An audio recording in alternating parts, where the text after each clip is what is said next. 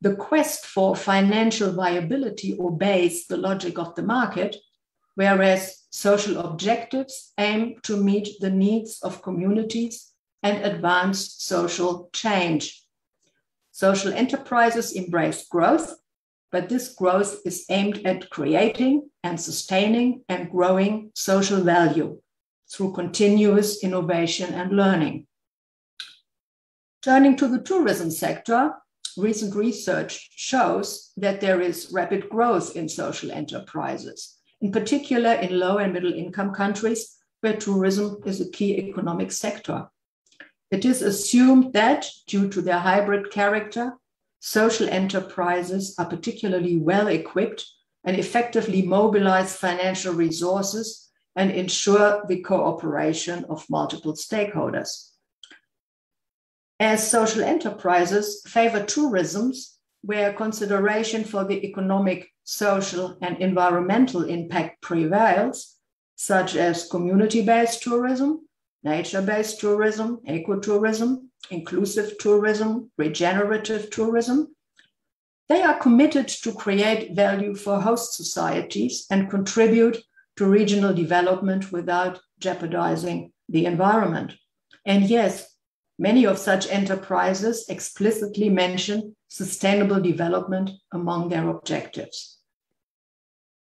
A key dimension of the social value created by social enterprises is framed in terms of social innovation.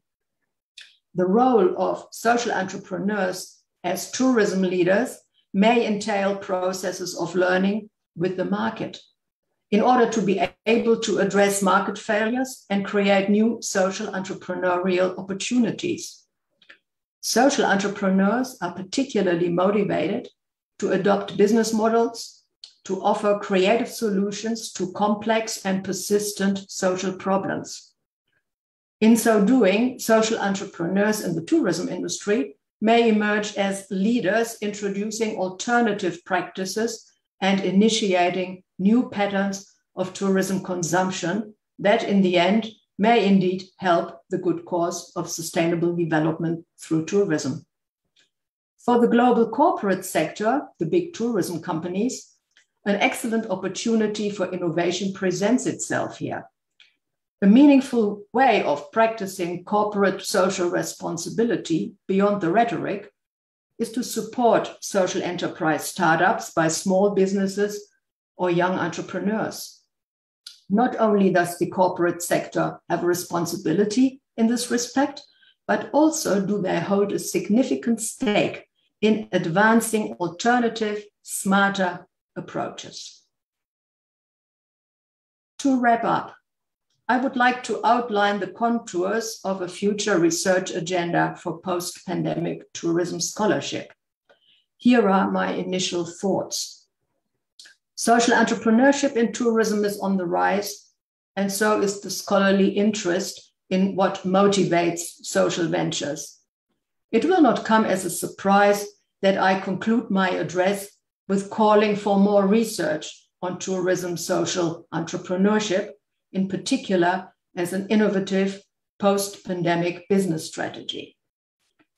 Research questions may revolve around the contributions of social enterprises to livelihood diversification, a process, as I said earlier, that is currently underway in many tourism-dependent communities to compensate for the loss of their principal source of income. Scholars may investigate creative initiatives undertaken by local people and former tourism sector workers returning to rural homelands, for example. And these former tourism workers had prior exposure to tourism that may give them a competitive advantage in fashioning new domestic tourism ventures in rural areas, or cater to international tourists in the future. We may all agree that the corporate sector have a responsibility in giving a leg up to starting social enterprises, for example, by engaging in the training of local people and creating innovation hubs where new ideas can thrive. Our academic research can support the corporate sector in such undertakings. By probing into the innovative capacity of social enterprises and by studying good practice, we can show how social ventures can resonate with and contribute to their business interests.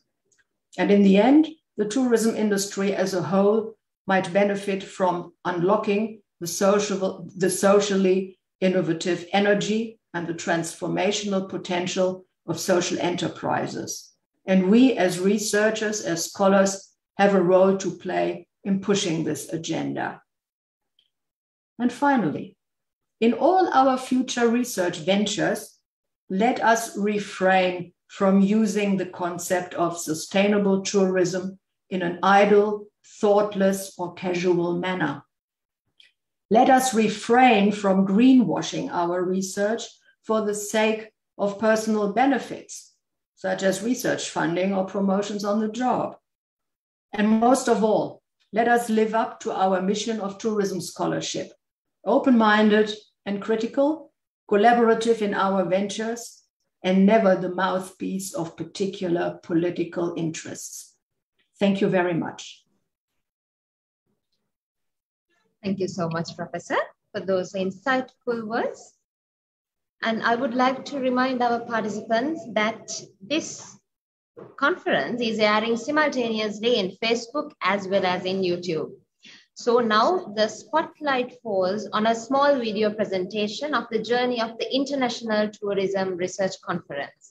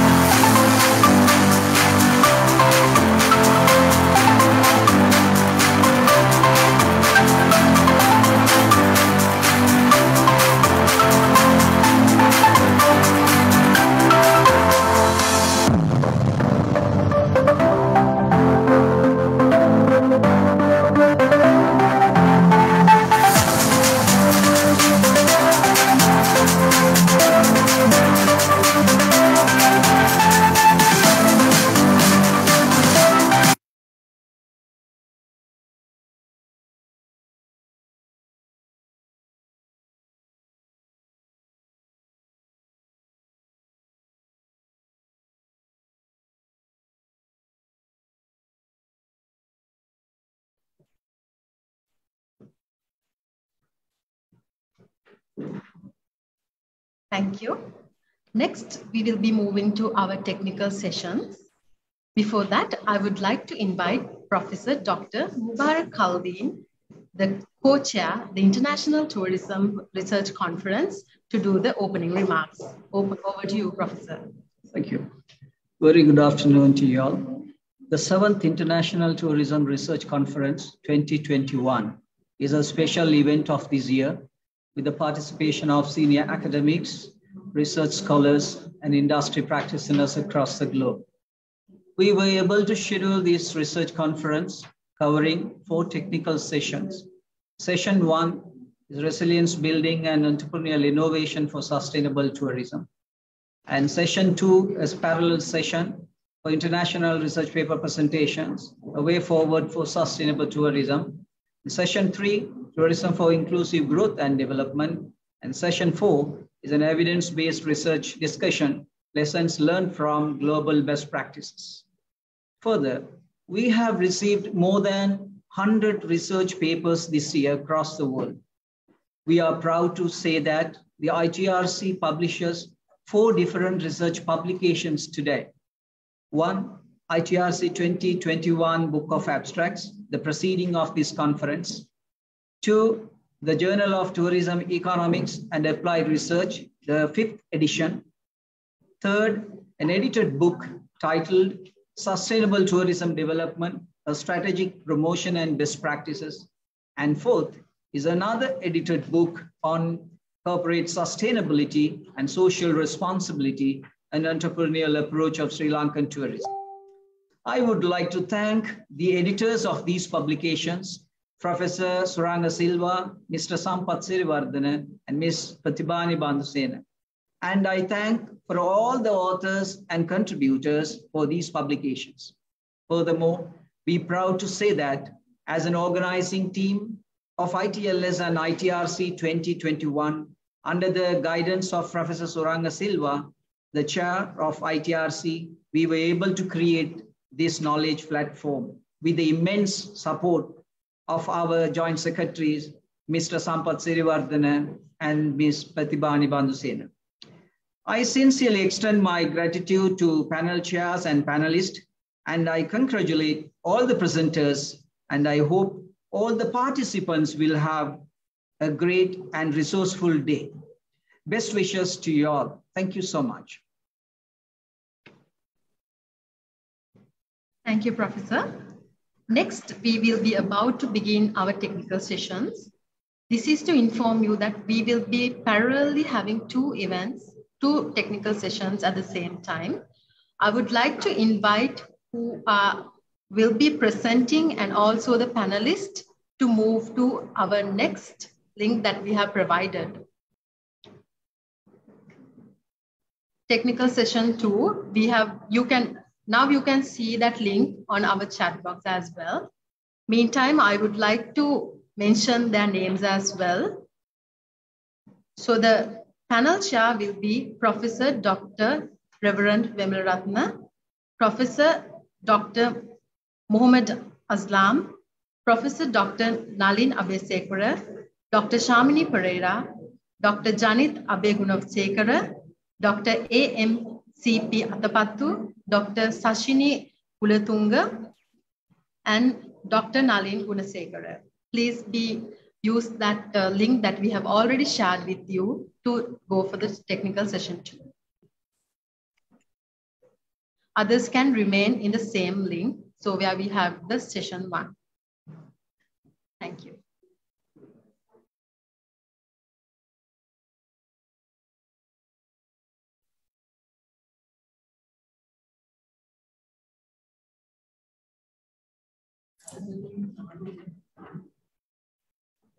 Good afternoon, dear all. It is my great pleasure to welcome you to the technical session 1 of 7th International Tourism Research Conference organized by Department of Economics, Faculty of Arts, University of Colombo. I'm very glad to acknowledge the participants and the delegates who are joining with us today. I want to express my appreciation to the organizers for focusing on tourism as an effective tool in resilience building for the sustainable development. This bears a testimony to the changing paradigms in the tourism industry. Tourism used to be characterized by an emphasis on leisure and service to attract the customers. While that emphasis is essential to the industry, increasingly, tourism is expanding its horizons to serve as an engine for advancing sustainable development across the sectors and across the world. We wholeheartedly welcome this transformation. The most wonderful thing about ITRC 2021 is the international perspective our members bring to these discussions. The conference theme is resilience building and entrepreneurial innovation for sustainable tourism. With that, we are now starting technical session 1, panel chaired by Professor Dr. Stephen Pratt, Head of School of Tourism and Hospitality Management, the University of South Pacific. With the panelists, Professor Dr. Keir Reeves, Director of the Future Regions Research Sector, Federation University Australia, and Life Fellow, Clare Hall, Cambridge, Australia. The Professor Dr. Mi-Hye Cho, Sejong University, Korea, Professor Dr. Sandeep Kuchestra, former director, IITTM India. Dr. Kulte Adilova, Deputy Rector, International University of Tourism and Hospitality, Kazakhstan. Our first presenter for the day is Mr. Shahid Khan, Madurai Kamaraj University, India. You have 10 minutes to do your presentations, and I wish you all the very best.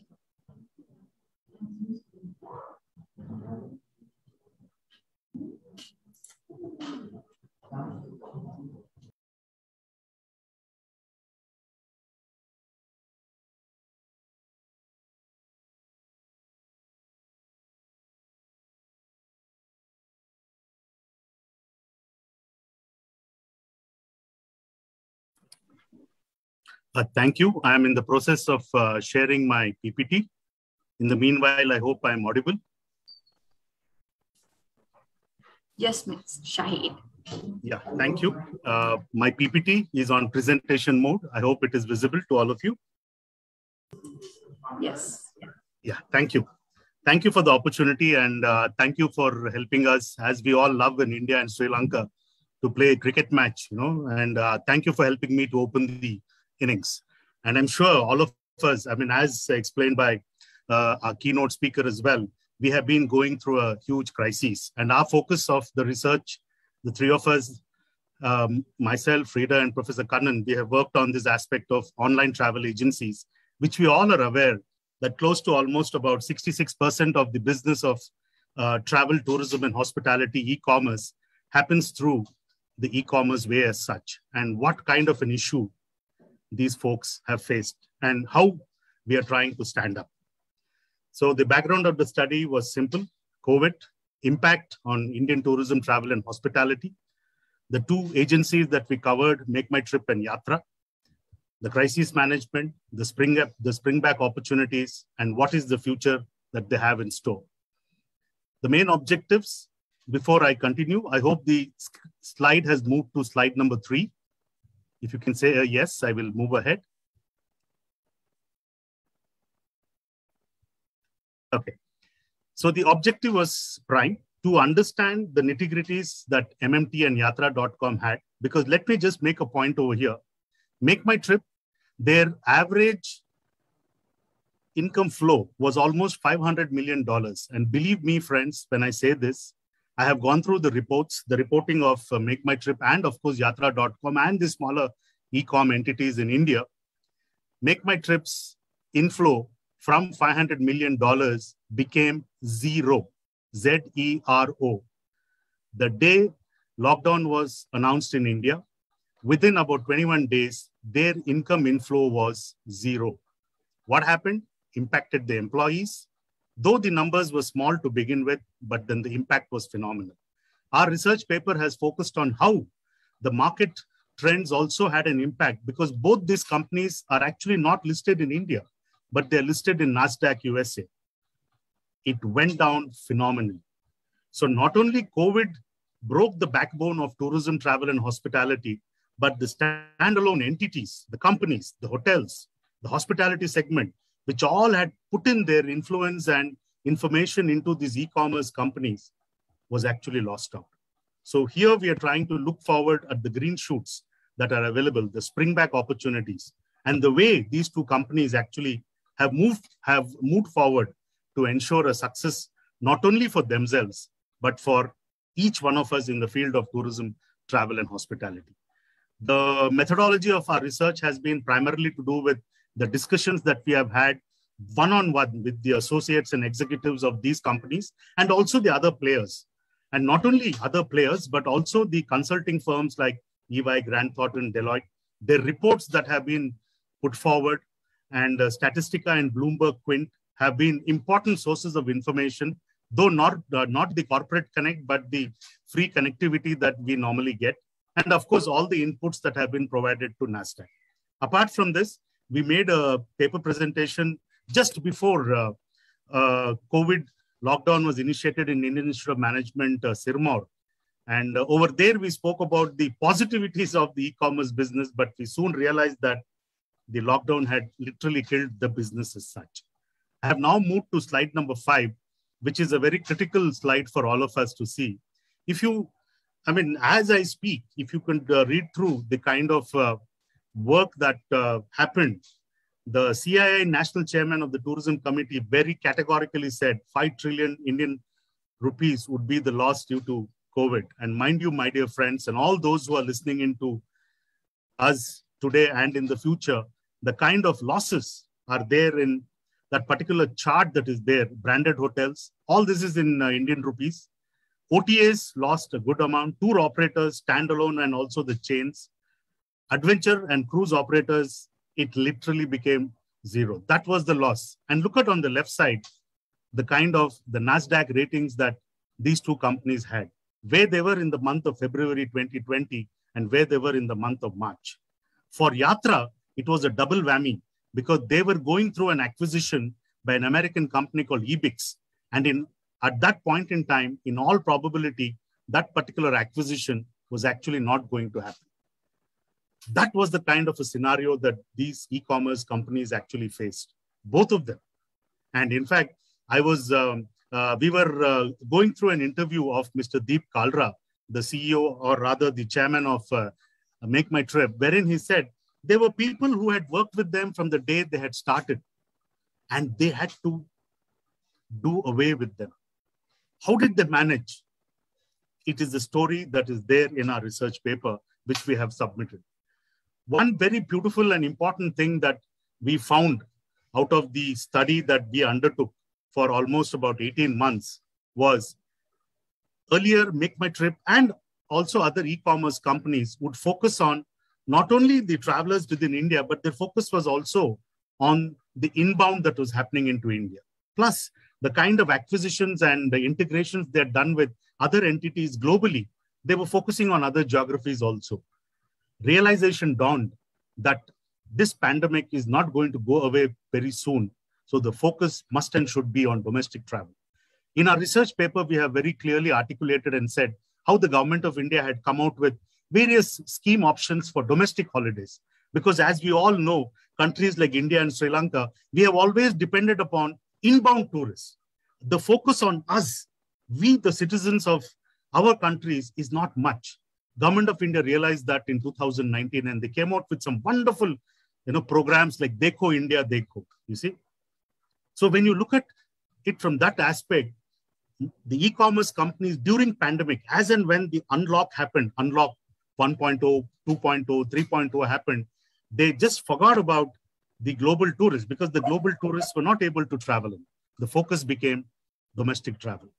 And my dear friends, the keynote speaker spoke very eloquently about sustainability. Yes, travel for sustainability started creeping into the minds of not only the stakeholders, the important stakeholders like MMT, Yatra.com, even the standalone tour operators.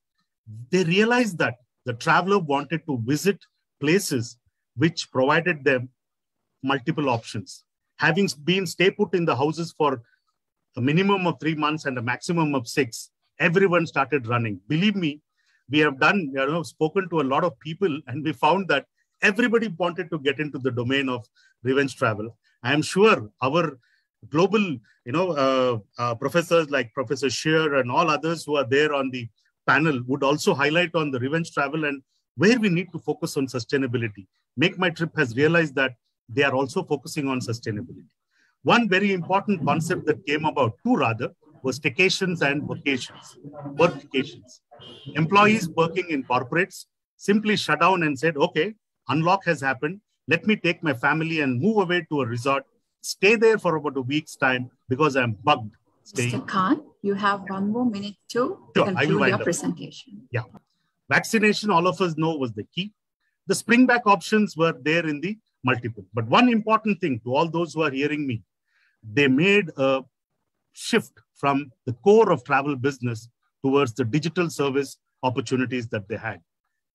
Finally, they started focusing. E-commerce business is primarily B2C.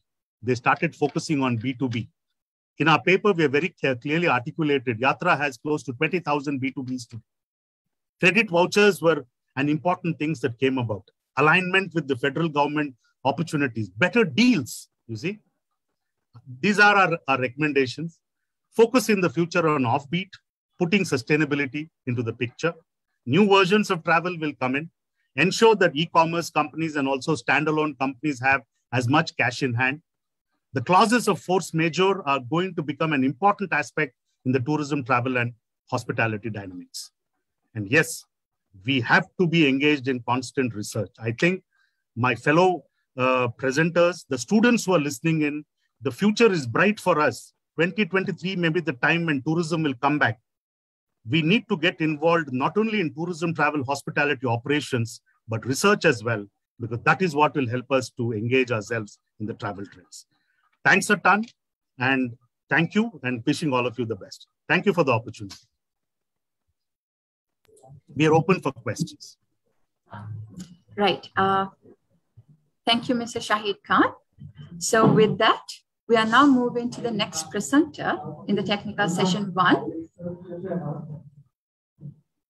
Mr. Murat Dayar, Menderes University, Turkey. You have 10 minutes to do your presentation. I wish you all the very best.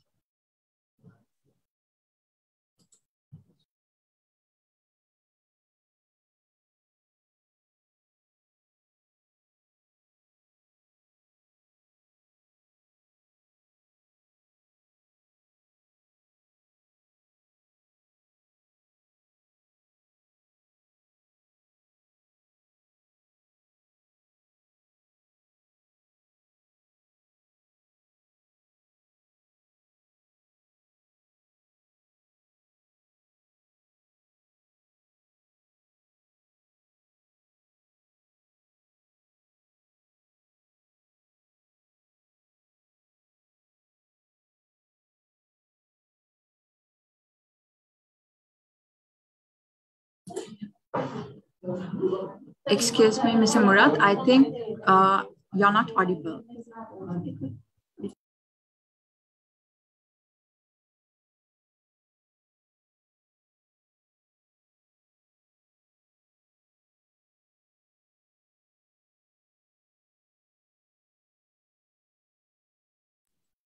Still the same.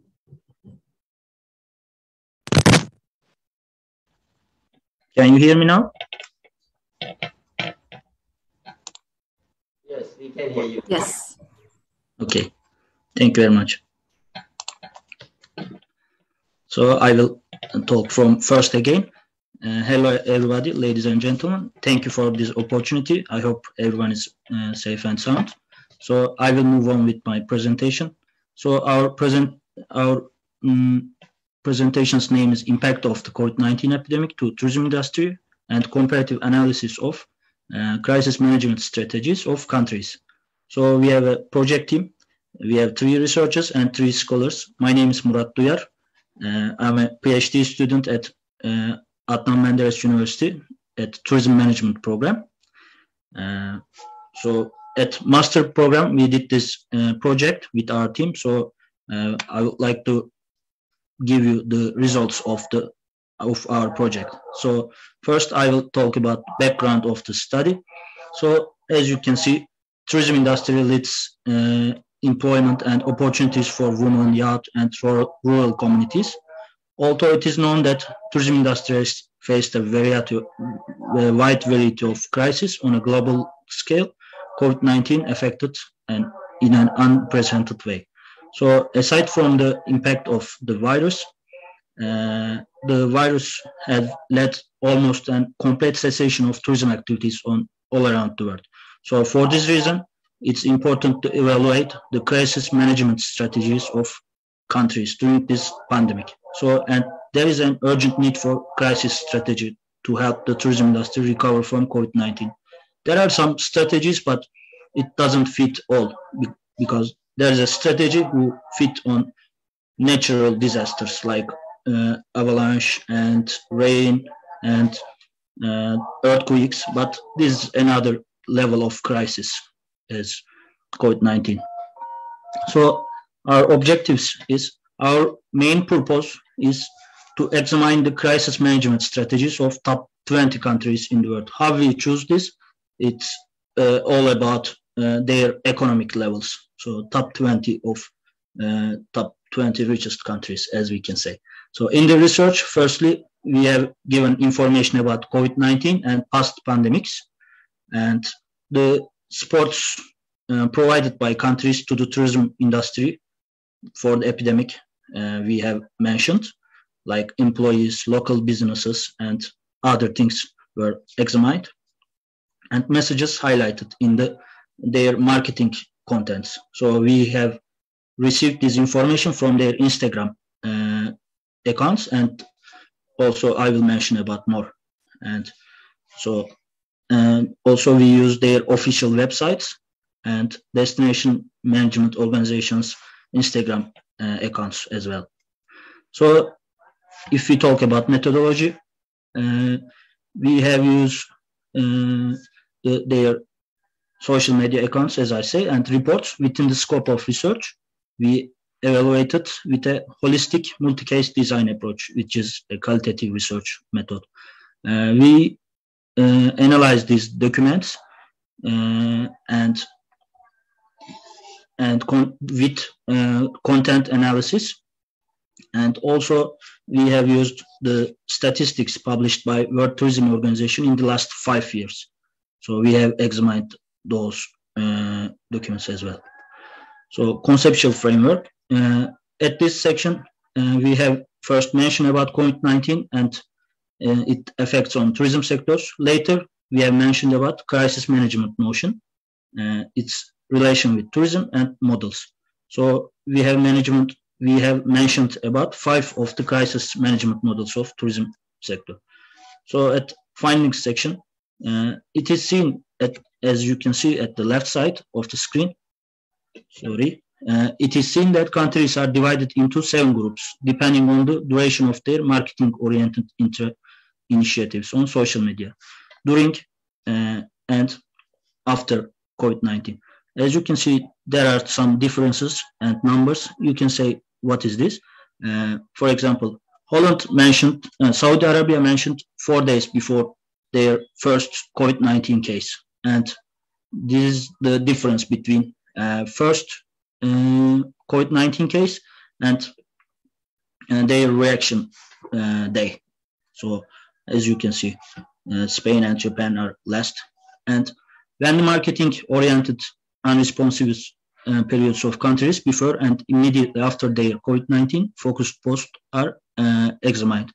India, Spain, and Thailand are the countries that remained silent the most before reaction. After this first reaction, it was revealed that Thailand, India, and Canada remained silent and didn't share anything on their Instagram account. So the country longest waited was India. However, it is seen that Austria, France, Croatia, and other countries didn't take a break from their marketing-oriented posts. Also, it is seen that the theme of events comes first among the prominent changes of content shared before and after COVID-19. When these all examined, it is seen that there's an increased number of COVID-19 themed content. In the second place, it is seen that there's an increase in landscape themed content. As you can see, these are all the themes, and these are all the countries sharing. As you can see, you can see an upgrade on view and natural environment oriented shares on their Instagram account. Similarly, it is seen that the shares on the theme of natural environment and touristic attractions have increased as well. So in the post of the countries before the pandemic, as you can see on the left side, it is seen that there are travel, vacation, places, holiday, and planning applications, and words such as best, love, beauty are shared the most. And then in the post-pandemic post, as you can see at the right side of the screen, words such as travel, vacation are used to stay safe, travel in the future, stay at home, and as you can see, travel from home hashtag something have shared after the pandemic. So in addition, it is seen that the posts that highlight the emotional image dimension of the destination and hope-oriented content, and preferred, which aims to establish emotional bond with the travelers, as you can see. So findings of their crisis management strategies of countries. As you can see, we have grouped these approaches on 7 headings. These are restrictions, fiscal and monetary policies, cooperation works, direct sports, recovery strategies, marketing works, and revitalization of tourism, domestic tourism initiatives. These are the first 7 approaches taken by the countries to their tourism firms, companies. The governments have made help to this under these 7 headings. So this is our model proposal. In this study, a crisis management model that can be applied in epidemics and other types of crisis is also proposed. This model consists of 3 main parts: pre-crisis, during crisis, and post-crisis. And this has also 7 parts: being ready, signal, to act, fight against, recovering, and learning. But communication has a huge part in this crisis situation. So we have some recommendations. With the strong solidarity, international community shouldn't only tackle COVID-19, but also size the situation and have to see the opportunities. Also, stakeholder cooperation is important, and governments and organizations should work closely and should share the knowledge. Also, efforts should be made to ensure that improvements such as tourism strategies and financial models and general support and sustainable tourism activities has to be followed by the governments and organizations. So thank you very much, and I'm looking forward for your questions. Thank you, Mr. Murad Daya. And now I will be handing over the technical session to Project Chair, Professor Dr. Stephen Pratt. And also, I would like to include as a side note that the panelists will be actually getting like around 10 minutes to carry out the discussions. Dear Professor, over to you. Each panelist will be getting 10 minutes overall. Dear Professor Stephen Pratt, over to you. Thank you very much. We just maybe the presenter can, Mr. Murad can stop sharing the screen. Is that possible? Yeah, I have stopped it. Stop. So, okay, thank you. Okay, great. Well, thank you very much for your presentation. Yeah, very interesting. I think you have some comments, a couple of questions in the chat that maybe you can answer in your own time. But yeah, very honored to be part of this session and a very important session, Resilience Building and Entrepreneurial Innovation in Sustainable Tourism. And we have some great panelists who are going to give their views in 10 minutes. So, you know, the COVID-19 has really brought this issue really to the front. The idea of resilience, how can we bounce back? And the idea of being entrepreneurial. And it's stated that there's an English saying that says necessity is the mother of all invention, which you know alludes to the idea that you know we have to be inventive, we have to be creative, you know, to forge forward. So I'd like to hand over at the moment to Professor Keir Reeve. He was already introduced. He's a great speaker, and I really look forward to what he has to contribute in this area of resilience building and entrepreneurial innovation in sustainable tourism. So, so Keir, you are most welcome to unmute and Thank you, Steve. Can you hear me okay? Hear you fine. Thank you. I'd like to thank the organisers, Professor Saranga and the team, and Sampath. Thank you very much for hosting this very important event. Thank you, Steve, as well, and Murat, thank you for setting up the session. As Steve said, this is a really important session, and at the heart of it is that resilience is crucial to renewal and also to countering the impacts of the COVID-19 and the incredible challenges that we've had to confront as a tourism sector. One of the key issues is that resilience is crucial for economic activity.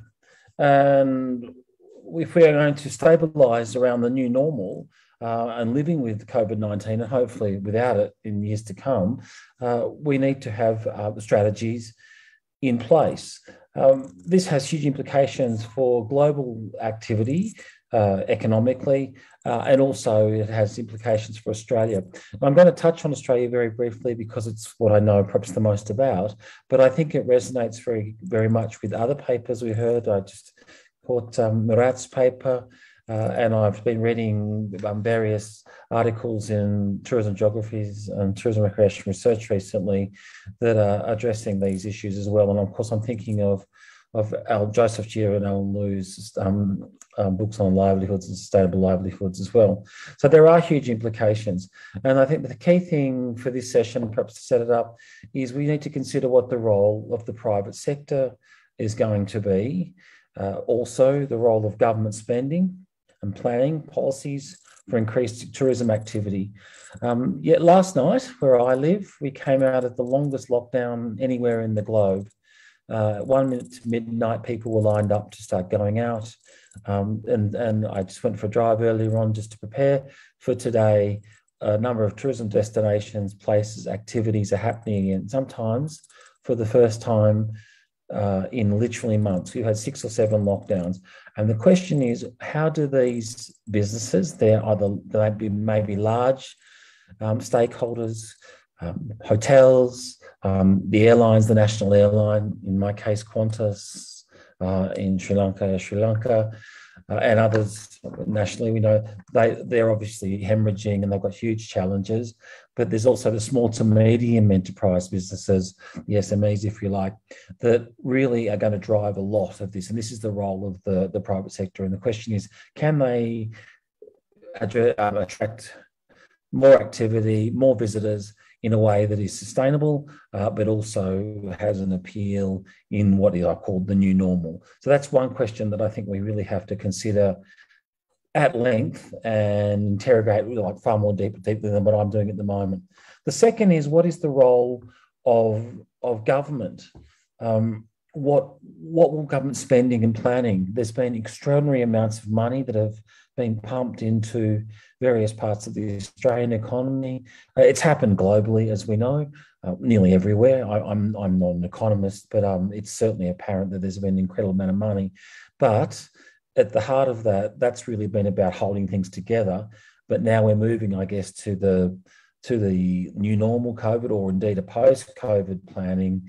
And that's going to involve a new conversation, I guess, between the government and the private sector, one where this entrepreneurship, where the ideas, and they may be everything from family businesses through to sector-wide responses, are going to have to drive a lot of the way forward, because we can't just keep on funding from government spending. The money, I don't think, is there in the long run, and also it's just not going to work for a whole lot of reasons. Others might disagree with that, and all this has to be, if you like, interpreted or activated through the lens of sustainable tourism, and that has obviously environmental as well as commercial realities to consider. So it's a wicked problem, if you like.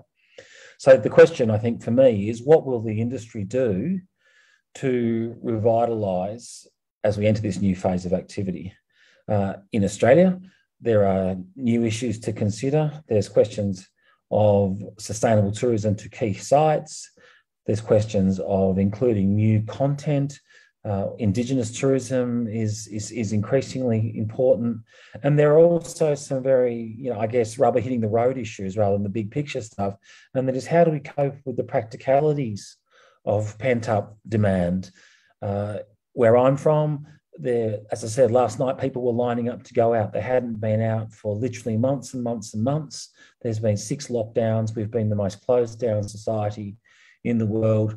People are ready to go out. There are huge health issues with that we have to contend with, but there's also questions about how does a business that's been under care and maintenance, to use a mining term, it's been just hanging in there, how all of a sudden it's got to gear up with people, it's got to gear up with marketing campaigns, it's got to gear up with a whole lot of new legislative frameworks and public health issues, and it has to deal with the social license that people want to have leisure, which is so much part of tourism, but at the same time, it's got to make money. So that's really, for me, that's the wicked question. That's the problem that has to be addressed. That's the discussion that I kind of wanted to bring to the table with colleagues. I know Steve, who's our chair of this session, is obviously known internationally as a tourism expert. He's in Fiji, and I'm sure a lot of these themes run through the Fijian policy, the entrepreneur discussion, bringing businesses back, but also the role of government. And, you know, those things are increasingly complicated. So I'd also finally just like to say that each country will need to find, if you like, the balance between a sustainable sector that is looking at innovation through entrepreneurs. I'll have to identify those people within their respective parts of the tourism sector who are going to drive the new and innovative ideas and offerings. But also there is this question of funding, G in the model, if you like, the government. And the question is, where do these two sit together, or indeed do they, or are there different mixes for different parts of the world? And how will they bounce off each other? And I guess the role for government isn't just going to be one of providing a stopgap quantitative easing measure to prop up the tourism sector, or any sector for that matter. It's also going to be a question of what policies will it bring to the table that will enable a tourism sector-led recovery that brings not only innovation through entrepreneurship, but sustainable outcomes that can provide a more long-term viable strategy for tourism in a post-COVID setting. And I'll leave it there. Thank you, Steve. Great, great, Keir. Yeah, I mean, I think you probably raised more questions than answers, which is, because none of these solutions are easy, and if they were easy, someone would have solved them, long ago. So let's we might actually move on, and hopefully we'll have time to come back to you a little bit later. I was just trying to set it up as part of the broader panel, Steve. So I hope I posed heaps of questions. Good. So we will move on to Professor Mihir Cho from Sejong University, Korea. So I'd like your reflections from a different part of the world about resilience and the role that entrepreneurship can play in achieving resilience and moving tourism forward. So okay, hello. Hello. Yep, we can hear you. Yep, great. So but I cannot open my video because that's okay. It's all right. Well, we'll listen more intently to what you have to say. So but please, continue. I would, because the host blocked my screen. So probably some technology problem. Oh, okay. Well, is it possible to unblock the video? Yes. Yeah. And also I would like to share my PPT documents. Okay. So that's important. Now, there you go. All right.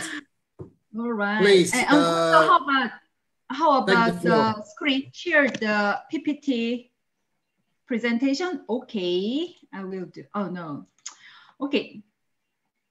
I will. I cannot share my PPT documents, but I will present smart tourism technology. But here it is not comfortable for me. But yeah, it's okay. I will try again. Okay, now I will do. Can you see? Yes. Yes, we can see.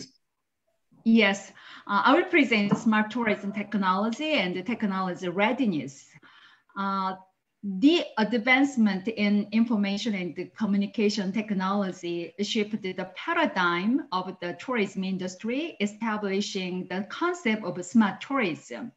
Smart tourism is characterized by the integration of tourism resources and the smart technologies in order to provide the travelers with the enhanced services. Smart tourism technology refers to all types of technology application that facilitate the traveler's experience. To evaluate the performance of smart tourism technologies and examine the consequences of smart tourism technologies, researchers identified the key attributes of smart tourism technology: accessibility, informativeness, interactivity, and personalization. Accessibility refers to the extent to which the smart tourism technology are available for and should be accessed by travelers without any difficulties. The level of smart tourism technology's accessibility determines the traveler's easiness in acquiring information from different stakeholders through various types of smart tourism technology.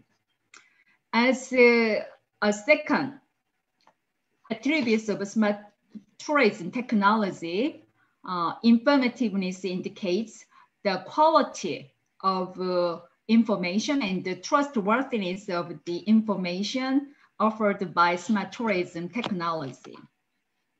As the tourism industry is information-intensive industry, the quality and the trustworthiness of information provided by smart tourism technology are critical in creating traveler satisfaction.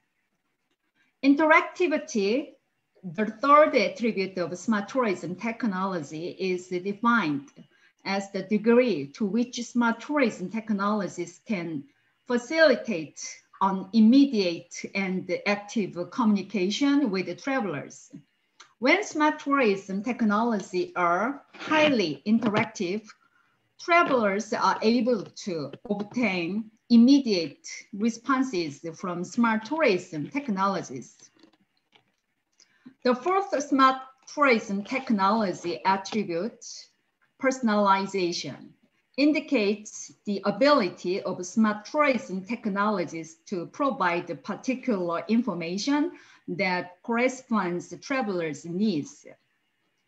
Personalization of smart tourism enhances travelers' satisfaction by fulfilling their demands. Technology readiness. Individuals have a different attitude toward technologies. Individuals' technology readiness is defined as their inclination to accept and use technologies to achieve their goals. An individual's technology readiness is a multidimensional concept which consists of both positive and negative view of technology. Specifically, an individual's technology readiness is captured by two motivators such as optimism and innovativeness, and two inhibitors such as discomfort and insecurity. Each dimension is okay. On individuals' technology, specifically on individuals, each dimensions of technology readiness has distinctive characteristics and influences on individuals' belief, perception, and behaviors regarding technology. Okay, I will move to another part. As tourism organizations are not, this is a research model I proposed. So as tourism organizations are not able to directly adjust travelers' inherent characteristics, such as technology readiness, it is important to segment the market based on technology readiness and to develop appropriate marketing strategies for each target segment. There is significant differences in travelers' satisfaction by their cultural backgrounds. The destinations tourism organizations identify each traveler's cultural background and focus on the key attributes of smart tourism technologies for the purpose of developing effective marketing strategies to derive more demands to the destination. So my presentation, probably 5 minutes or more than 10 minutes. So my preparation of my presentation, very simple, but I will be glad to any opinions or questions after presentation. Thank you. Thank you very much, Michiel, Professor. You know, can I encourage people to put the any questions you might have in the chat, because you know, if we're pressed for time, I think that could be quite a good method for us to keep engaging if you have some questions that are raised. Yeah, I mean, so Professor, your approach essentially is for resilience and entrepreneurship to go the technology route, and I guess smart tourism, smart cities way to facilitate this resilience, to facilitate this entrepreneurship. So very good. We will keep moving. I don't want to steal the time of our last two panelists. So I would like to give the floor to Dr. Kulte Adilova from Kazakhstan, very beautiful country that I visited, lucky enough to visit a few years ago. So if you're online, please, oh, I see you are. Please unmute and please share your views. Thank you.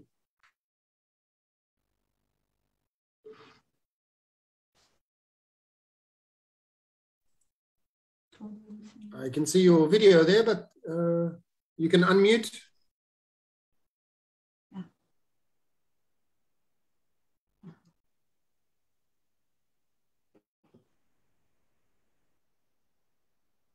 Dr. Kulte?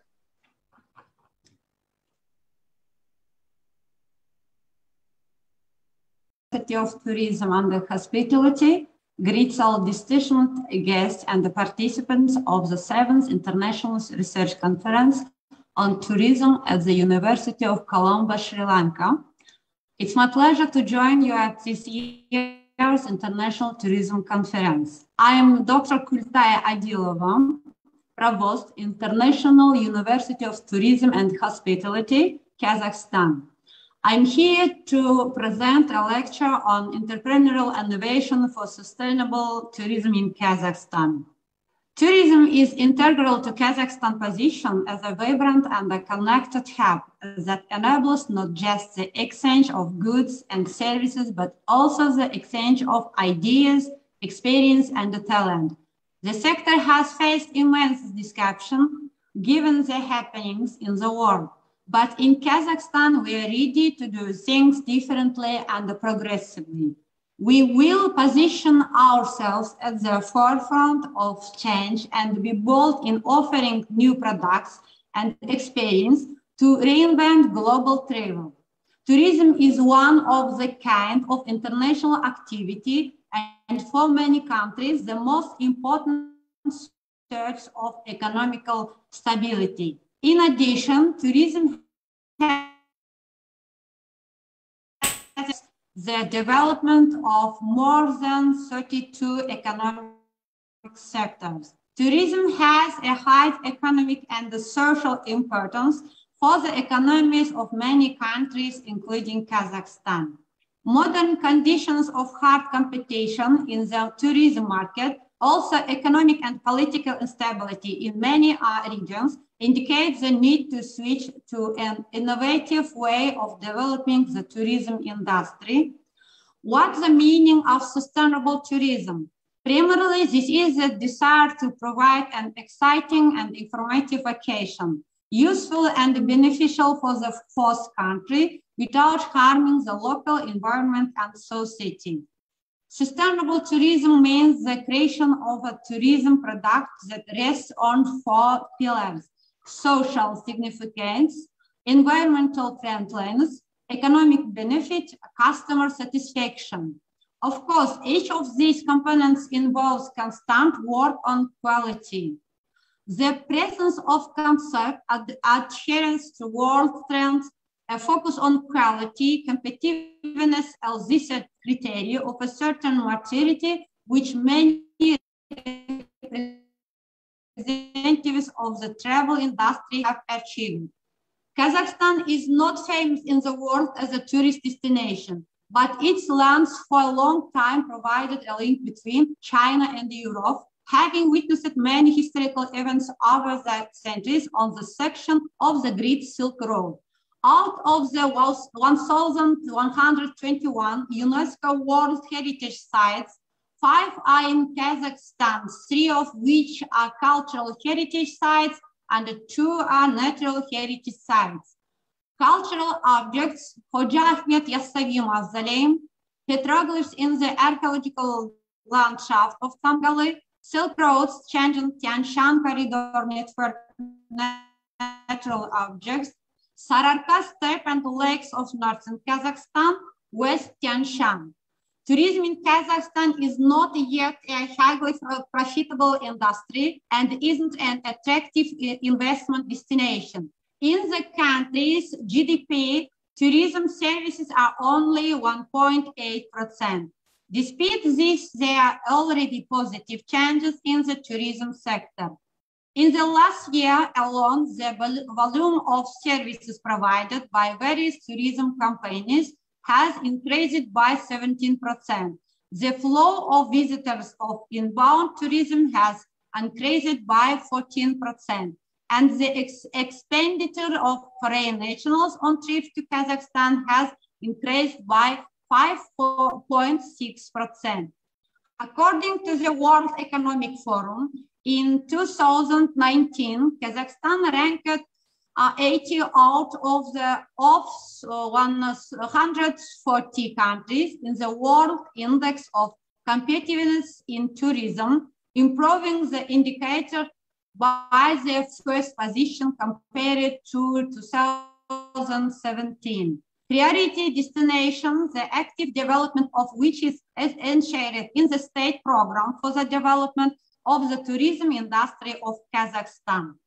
Entrepreneurial innovation of Kazakhstan are aimed at the sustainable development of the tourism industry by creating and improving infrastructure, shaping the image of Kazakhstan to increase its attractiveness as a tourist destination, as well as increasing the country's attractiveness for the development of inbound tourism.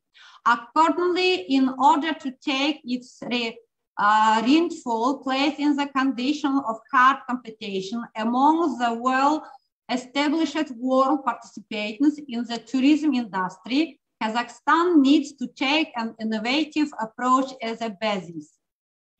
Let's highlight the main directions of innovation in the field of tourism: development of new, previously unknown tours on the market, development of new types of material and the technical support for tourist services, use of new tourism research, development of new segments of the tourist market, application of new ways and the methods of organizing in business progress, creating of new tourist and recreational territories, opening of new directions and new sales markets.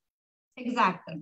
Of course, the recognition of the tourism sector a strategically important subject gives great opportunities for the development of innovation in this area.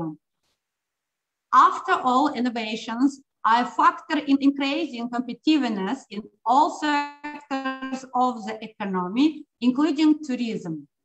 For our country, the issue of the competitiveness of the Kazakhstani tourist product is especially acute.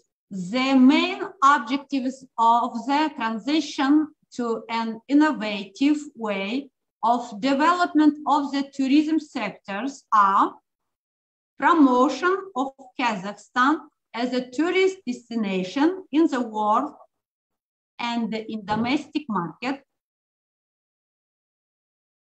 stimulating the development of small and medium-sized businesses in all shapes of tourism industry, attraction of investments for the implementation of innovative projects in the field of tourism, improving the quality of provided transport services.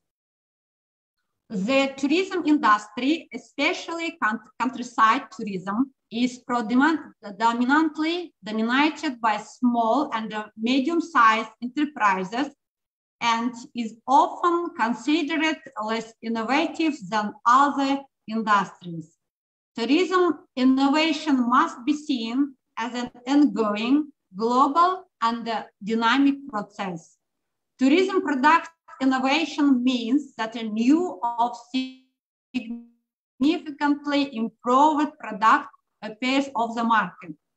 Ensuring sustainable development of tourism in Kazakhstan related closely to the search for optimal ways to use its potential resources, namely natural and climatic resources, the number of qualified personnel, the quality of their training, the amount and quality of the necessary information, the level of technical equipment.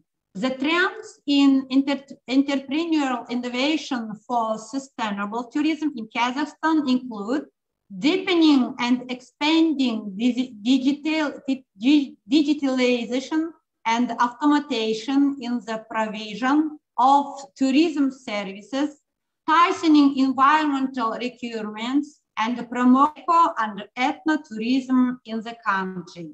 Another important emphasis in the entrepreneurial innovation of sustainable tourism can be assumed to be the development of agritourism in Kazakhstan, where everything will be subordinated to the principle of environmental friendliness, naturalness, and the use of local tradition and the customs in serving tourists. Let me share with you briefly case trends that have distorted the sector and how we intend to lead the way in turning this challenge into opportunities for all. Reopening safely, progressively, and sustainably. First, our immediate challenge is even with the global rollout of vaccines, international travel will likely not be the same pre-COVID anytime soon. Compared to where we were a year ago, we now have a clear knowledge of the virus and its transmission mechanism, a wider variety of stronger testing options, and a more robust tracing capabilities. This gives us great confidence to gradually resume travel while ensuring that the health and safety of the travelers remain our top priority. More importantly, we understand that we cannot afford a broad risk elimination strategy by shutting ourselves out. Instead, we actively manage the risk based on objective evidence and sound judgments. In conclusion, in the near future, there will still be crosswinds, but we believe in the support system of our tourism sector and the government in helping business and works build capabilities by breaking new grounds. Thank you for everyone, and we look forward to working closely with you not only to overcome the current challenge, but to reimagine and reinvent the tourism industry post-pandemic. Thank you once again.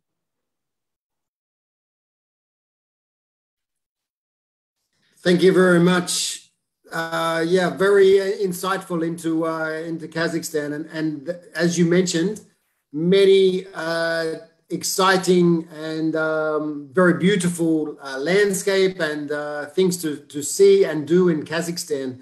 And I think it's post-pandemic, it's one of the emerging destinations. So thank you for sharing. Last but not least is my good friend, Professor Dr. Sandeep Kuchestra, the former director of ITTM in India. And I can see that he had the video on before. So I would like to ask him to, he can take the floor and by unmuting and turning his video on. So Sandeep, we look forward to your contribution. Hi, good morning, good afternoon, and good evening to my friends from the global community, from the different countries. I hope it's audible to everyone. May I request organizers to kindly put me as the co-host so that I can share my presentation. Dear friends, the topic for today's discussion is on the resilience as well as the tourism entrepreneurship in the changing scenario. Dear friends, we all know that in the last 2 years, the global community as well as the developed and the developing nations, they have witnessed the tremendous change so far as their social and economic fabrication is concerned. Dear friends, yes, Dr. Sampad, I just wish to share my presentation. So please put me as a co-host so that I can share my presentation. So dear friends, in the last 2 years, we have witnessed a lot of changes, and they are the drastic change. Of course, when we talk about the tourism scenario, as well as, the economy, social, and political aspects are concerned. One thing which we have to keep in mind, and that's very important one, is that tourism is the largest community of the world. When we talk about the largest community, if you critically examine the community, the bottom of the pyramid, which consists, especially I'm talking about the Asian countries. In Asia, the bottom of the pyramid consists of artisans, tourist guide, craftsmen, taxi driver. All these are the people, those are working as the bottom of the pyramid. And this community start right from this part, which Madam has my earlier speaker also have discussed, that it is dominated by MSMEs, medium and small enterprises. And that goes, when we talk about the top of the pyramid, it goes for this, when we talk about the aviation company, event management company, cruise company, or so on. So with these words, I just wish to share with you my presentation. Be on the line, please. I hope I have been given the chance to share the screen. So may I request again, my fellow friends, if they are there, the organizers, can you just give me, can you put me as a co-host so that I can share my presentation with you? I think it is been coming that only the host can share in this meeting. So may I request again to permit me to share the screen. By the way, let me start the discussion in the meantime. That, dear friends, there is a famous, quote from the Darwin. You might have heard about the name of Charles Darwin. And Charles Darwin, no, it is coming that only the host can share in this meeting. So anyway, perhaps there is some technical problem. So when we talk about this Charles Darwin has given a principle, and that principle says the survival of the fittest. Dear friends, this is the high time when we have to find out the ways how to be creative and how to be innovative in this pandemic scenario. Whether you believe it or not, but of course, when you refer the UNWTO Barometer 2021, you would realize that the decline in 2021 is almost 70% plus in Europe. But when we talk about,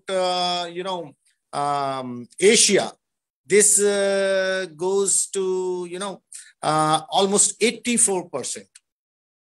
But dear friends, please remember, travel and tourism is a human phenomenon. Means, the human always like to travel. And still I recall when the people used to travel from one place to another place, maybe because like in India, as well as Asia also, VFR, visiting friends and relatives. Father wants to visit his son place and son wishes to visit his parents. And of course, business. Because of the business. Yes, Professor. Yeah. Let me check. Now you can share the screen. Yeah, thank you so much. Be on the line just a moment, please. I'm sorry for inconvenience. It's okay, Professor Sandeep. You can take your own convenience, right? Thank you so much. Ayubowan to my friends from Sri Lanka. And so I'm coming back to the discussion on, my theme is on the tourism entrepreneurship. Yes, of course, this is a famous, diagram which I was discussing to all of you about the flexibility to adapt. And this is how the Charles Darwin has discussed about this important aspect, that is survival of the fittest. Dear friends, please remember in this changing scenario, when we talk about the resilience, we have to keep in mind adaptability part. So far as tourism is concerned, it is the largest industry in the world. Rather, I'm calling it is the largest community also, because there are people, those are there, developed, those are, directly or indirectly the part of this community or this industry. When we talk about the tourism, if you critically examine, you would realize that majority of the countries, they have a substantial contribution of tourism for their economic development. Dear friends, when we talk about the economic fabrication of the country, if you further analyze the multiplier or the domino effect, you would realize that socio-economic and moral values all are interrelated, and that's very important. But when we just critically examine the tourism scenario in a present circumstances, we would realize that, of course, there are certain problems so far as the cross-boundaries tourism or international tourism is concerned. But of course, it is regular, it is much organized, as well as it is a reoriented, promising industry. And of course, the most important when we talk about the Asia Pacific, it is the flow of human contact that is very important. And of course, when we talk about the tourism entrepreneurship or the opportunity, there are plenty of opportunities are coming up. So obviously the scholars and the students, they must be more concerned that what sort of employment opportunities are available. Here is students and scholars, please remember, you have to be a logical one and critically examine the changing scenario. So in a very brief manner, I just wish to tell you that traditional marketing has been shifted to the social media. You have to have the expertise in the social media, or you develop. Still, I recall since last so many years, we used to visit Colombo, and we used to visit that Ratnaike Hall, where the convention hall where we used to have this meeting. But now it is the Zoom platform where we have this meeting, and every day we have the online classes. So Professor Marina is also there. So I'm holding some international classes also through social media and through these platforms. That's very important. Dear friends, please remember, tourist wishes to have the experience. He just don't want to visit. He does not want to visit Kandy alone. He does not want to visit the outskirt of Colombo. Rather, he wishes to have that experience while he is going to the Sita Amma temple of Sri Lanka. Of course, traditional accommodations are important, but dear students, friends, you have to understand about the homestay, Airbnb. All these are the upcoming area. Yes, selfie word is very important. The moment a tourist is visiting a place, he wishes to have the selfie. And as a restaurant owner, as a hotelier, you have to find out what are those selfie points which can be developed. I love Kandy. I love Colombo. I love, some other Anuradhapuram or so on. Like creativity and innovation is also very, very important. And when we talk about the cross-cultural aspect, dear students, you have to be very careful about this important aspect. So if our friends from Milan, Madam Marina is there, so ciao can be appropriate. And when you are handling a tourist who is coming from Spain, hola. And of course, our friend from Dubai, Sanjay, is there, assalamu alaikum. So all these cross-cultural aspects are again very important. And modernity versus ethnicity. Tourist wishes to have the experience of a spa, soft adventure, culture, folk dances, barbecue, shopping. So these are the area where you can find out some opportunity. Of course, over tourism is a big problem. But in the recent past, the sports tourism is coming up very fast. We have witnessed the success story of Olympics in Japan, as well as nowadays in this part of the world, the cricket IPL matches are going on. Dear friends, when you are starting your own venture, you have to find out what are the new demographic groups those are coming. So of course, professional aunts, no kids, which initially start from US. Now it is being witnessed even in Asian countries also.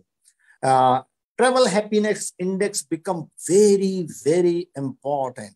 When we talk about the happiness index, today's tourist wishes to have the peace. He wants to have the, he wishes to away from the stress. So would you be able to provide some happiness also to the tourist? That's very important.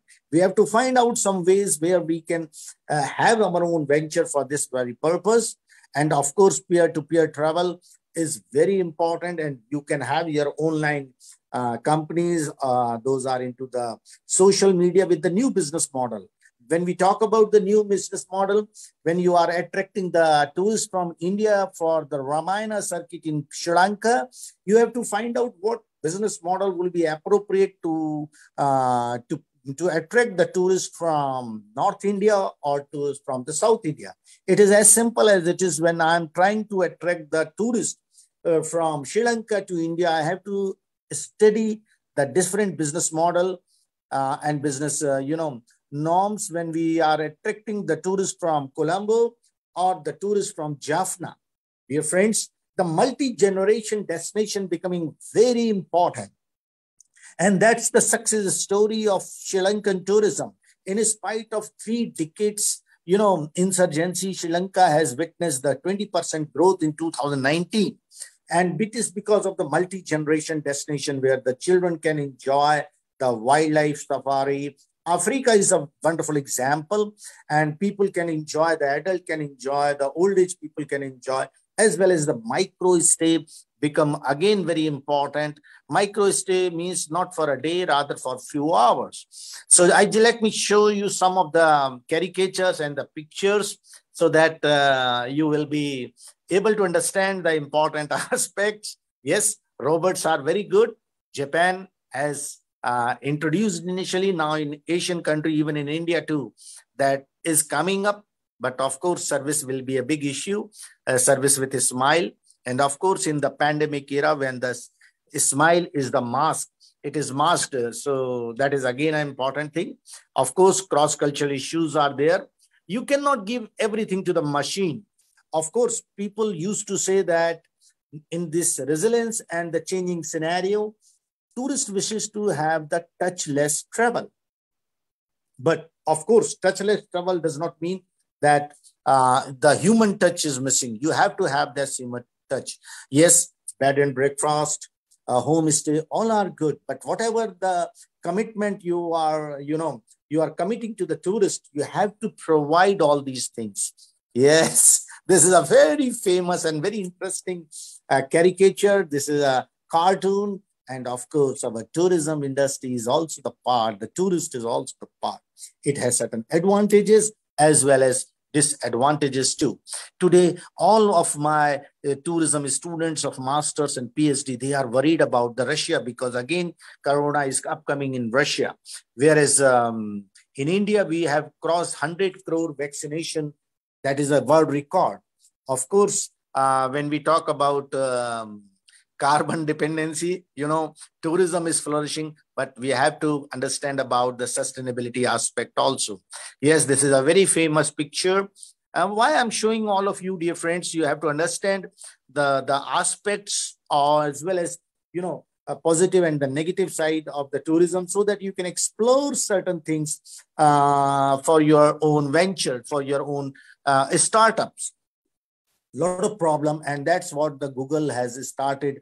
The map, through map you can just plan your visit, whether what will be the right time to visit Kandy because traffic jam is there, water scarcity in so many Asian cities. This is a problem. Yes, jungle safari is good because we have used the GPS, but it has certain limit also.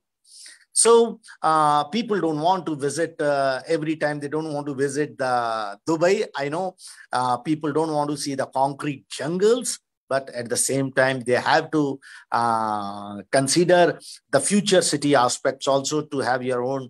Yes, I'm so sorry. People are coming to Asian cities from Europe. Yes, that is again. So I'm coming back to the important discussion, dear friends. There are plenty of opportunities. We have to think about the tourism related issues and that should be addressed. And when we talk about the tourism, we have to have the, demand related services. You have to study the gap. What is the gap available? What the tourist want? Who will be your tourist in the post-pandemic era? Or what are the timing when he's visiting? I was just trying to analyze because as per the UNWTO also, the domestic tourism would come up very fast. Can we further segregate domestic tourism? That one federal state to another federal state. Or like in India, we call one state to another state. Then from one region to another region, or from the same region, or from the nearby places. So can we segregate the domestic tourist into 3 to 4 parts? And accordingly, we can provide them the services. That is very important because you have to study the gap which is available. So dear friends, when we talk about the tourism related business, these are the traditional businesses, those are available. But I am not focusing on these tourism related businesses. Rather, I'm more keen for the unconventional tourism related business. Those are upcoming curio and craft factories and the outlets. Of course, traditional healers and medicine. Still, I recall when I was going from Colombo to Kandy, Professor Silva took me to a nature park. And in India, we have recently started one nutrition park in Kevadia. This is an upcoming tourist destination, botanical garden, snake reptile parks. Colombo, Sri Lanka is full of these things. And, trekking, gems parks, all these are the unconventional area where we can have some our own venture or the students can enter into their startup. Indirect or subsidiary activities are also very important, like landscaping, training and HRD, wildlife.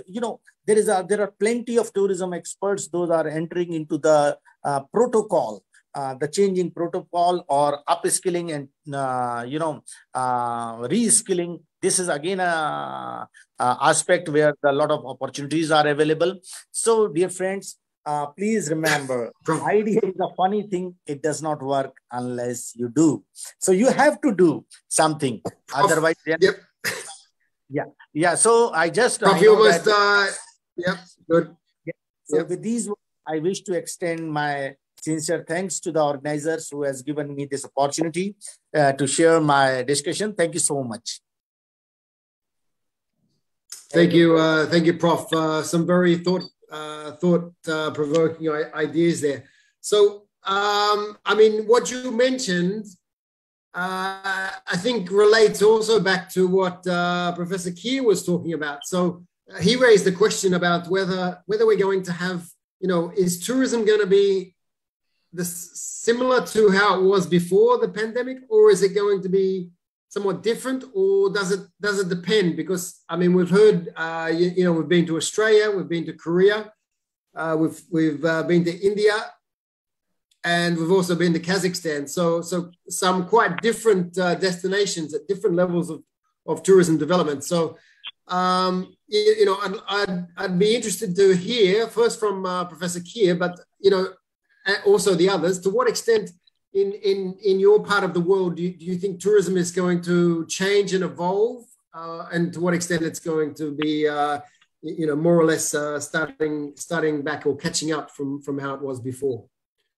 If Prof. Keir's on the line. Yeah, sure, Steve. My feeling is that until quite recently, people thought it was a brief intermission of 18 months and we would go back to how it was.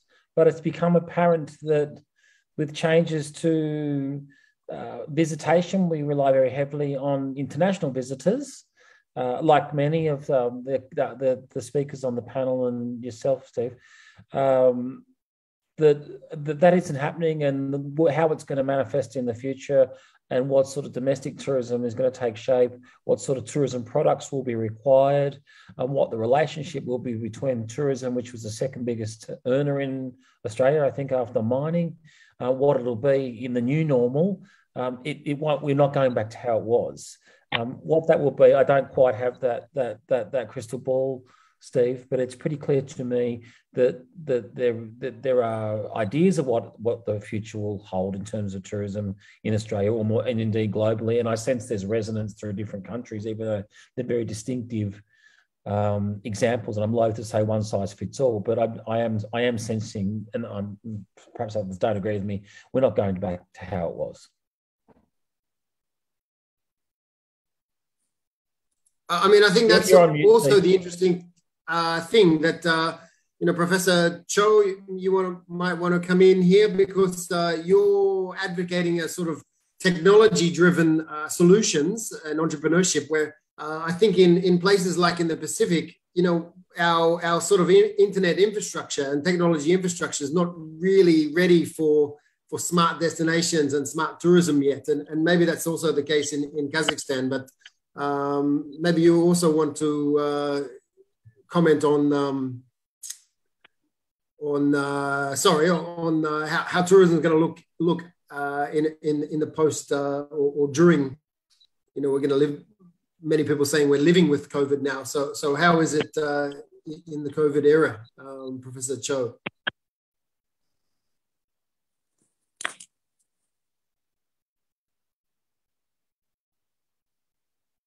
Nihil, are you on the line?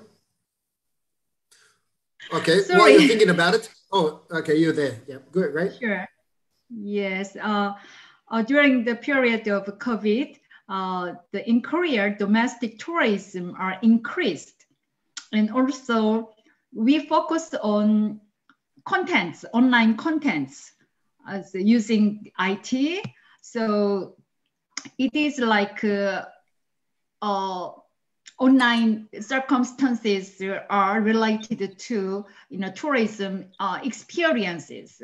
So we have some product package in relation to tourism experience. We are not going to leave the destination, but we can we can experience travel, experiences. So the kinds of contents, online contents, are more extended through the internet or online, IT devices. How about the virtual reality or IoT, like AR? Such kind of international, the IT experience are extended in tourist market. So, I mean, that's a good point. You raised the issue that Korea is quite technologically advanced, and so maybe as Professor Kim mentioned, it's not a one size fits all. So Korea might use technology, whereas maybe Kazakhstan uses the idea of remoteness and large open spaces, the rural tourism. I see that our friend Dr. Khan has his hand raised. So actually, I'd like to hear from him. Yeah, thank you, Professor Pratt. I would speak from the India perspective. The government of India, you'll be surprised, has opened up inbound tourism to the extent of having 500,000 free tourist visas, primarily for charter arrivals into India. So far, as you are aware, from the lockdown to the unlock, we have not had any global inbound movement. The 500,000 tourist visas that have been promised, I think, would be a huge attraction for the traveler across the world to move into India. Besides, the domestic travel has picked up so well. In the past week, I traveled with my wife from coast to coast. We went from the east to the west and came back. And the number of tourists who would, the visitors you would see very well following the standard operating procedures, having been vaccinated, is something that's giving us a positive identity as far as domestic travel is concerned. Thank you, Professor, for the opportunity. Yeah, thank you for contributing. That's great. Can I hear from Dr. Kute? How do you think Kazakhstan will bounce back from COVID?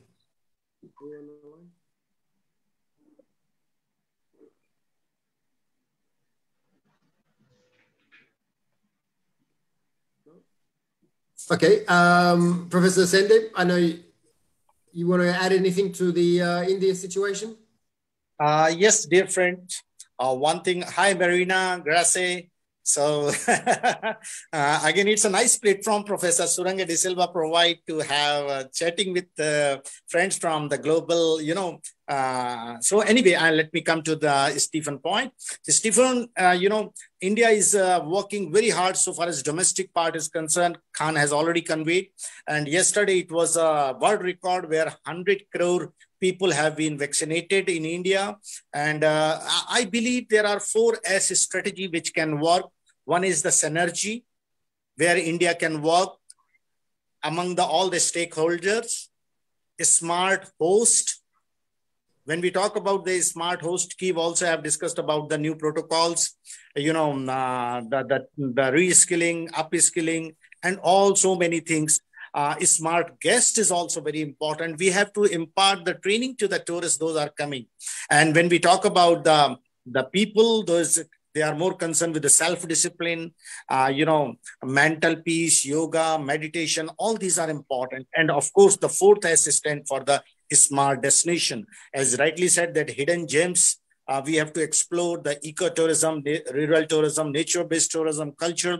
In India, I was just critically examining, government has filed a report that there are number of religious tourists are upcoming. The pilgrimage tourism is also upcoming.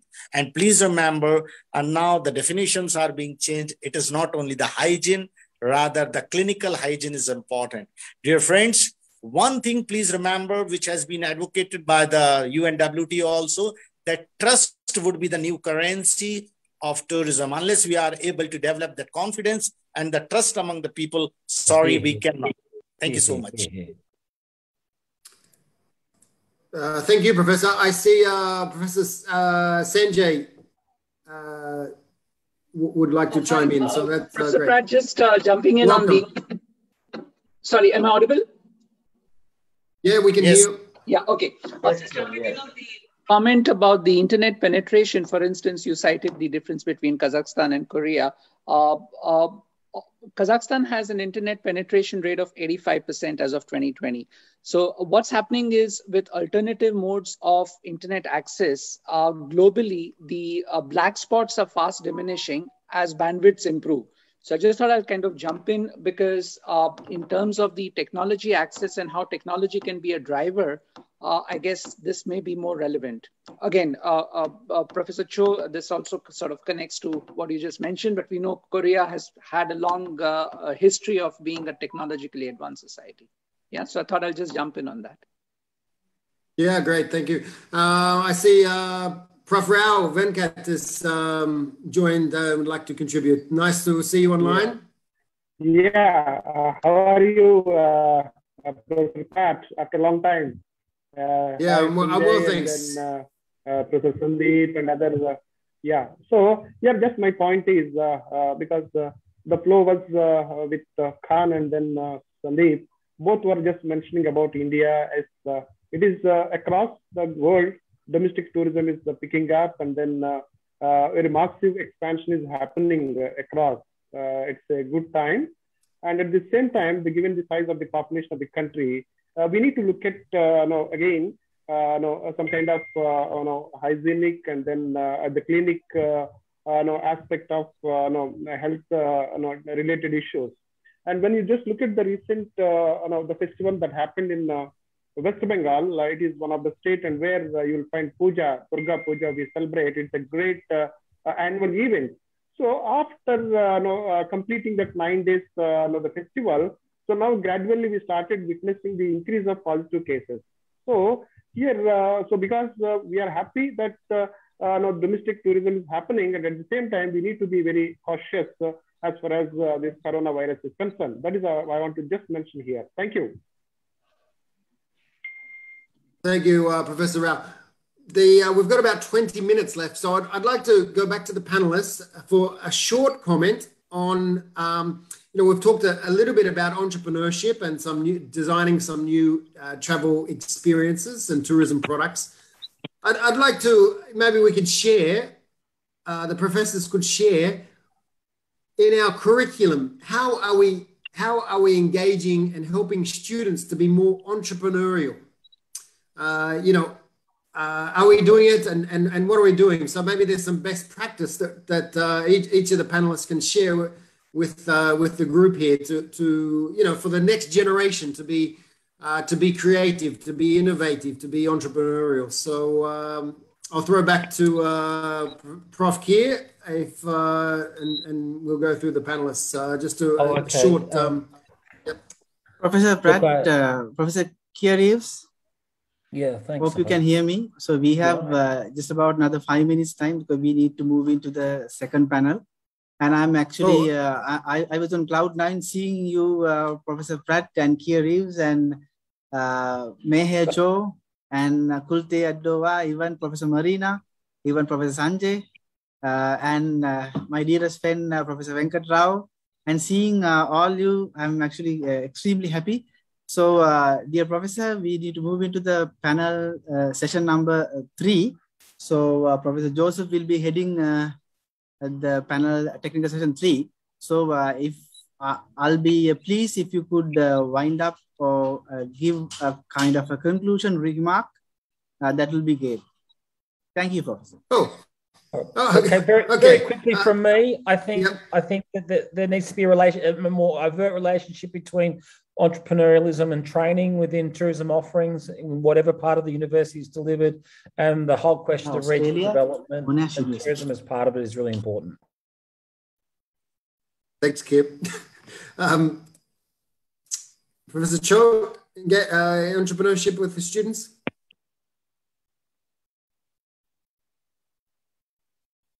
You're on mute. Anything you'd like to share?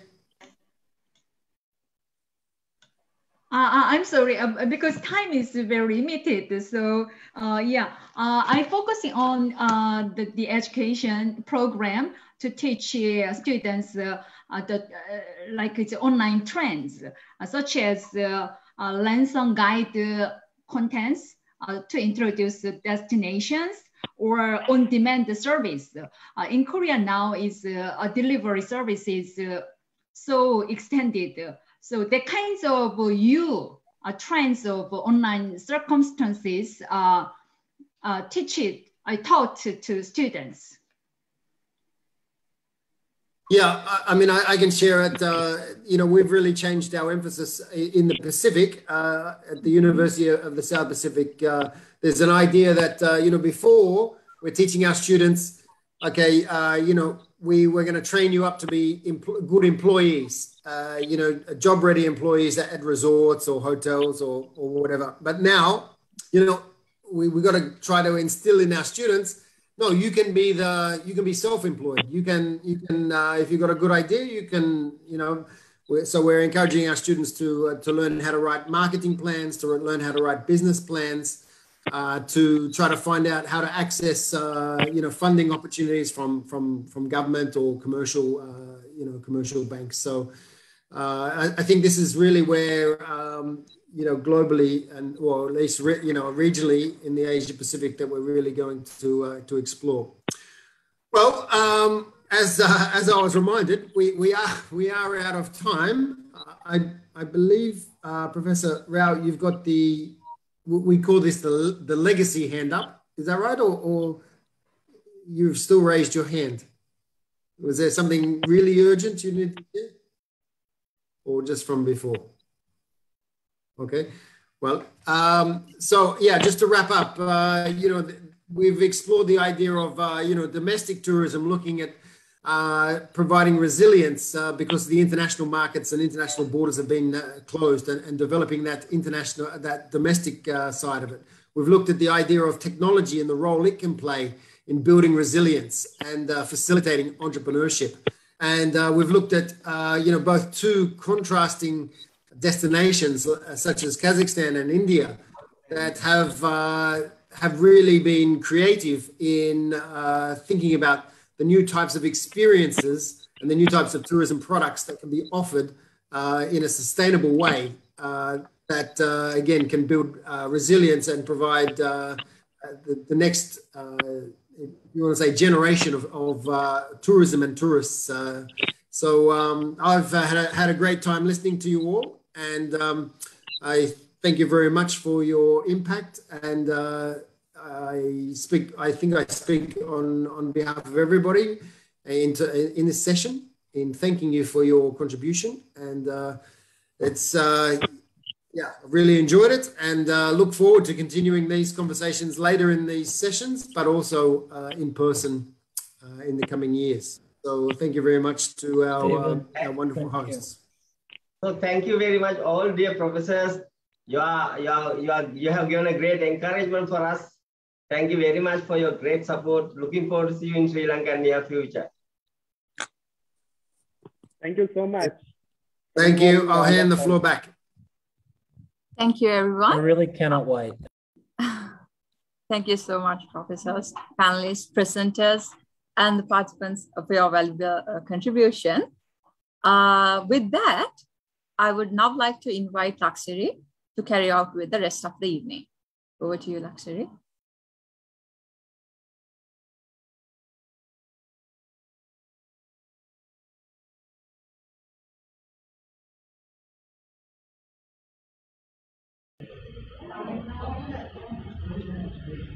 Since we have listening to presentations and discussions from the beginning of our session, it is time for us to take a break and enjoy the authenticity of Sri Lanka.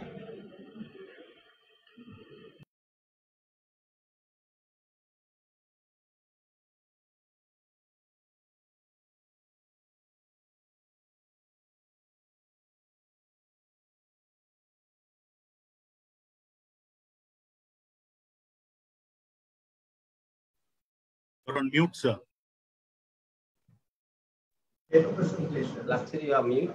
Luxury. You're on mute.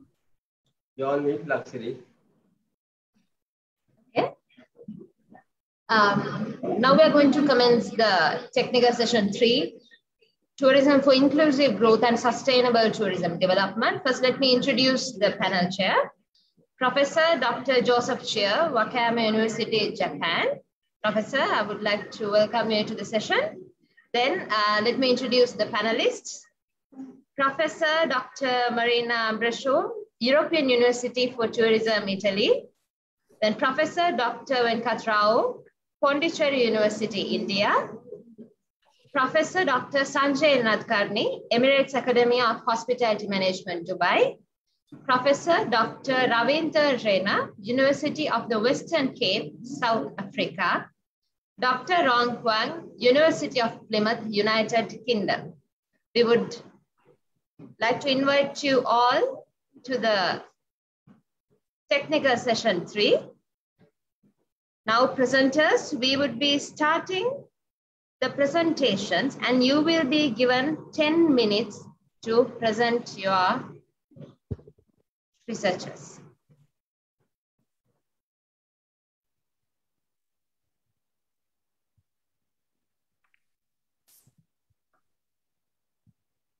First, I would like to invite Ms. MWATN Vijay Surya, Sri Lanka Institute of Advanced Technological Education.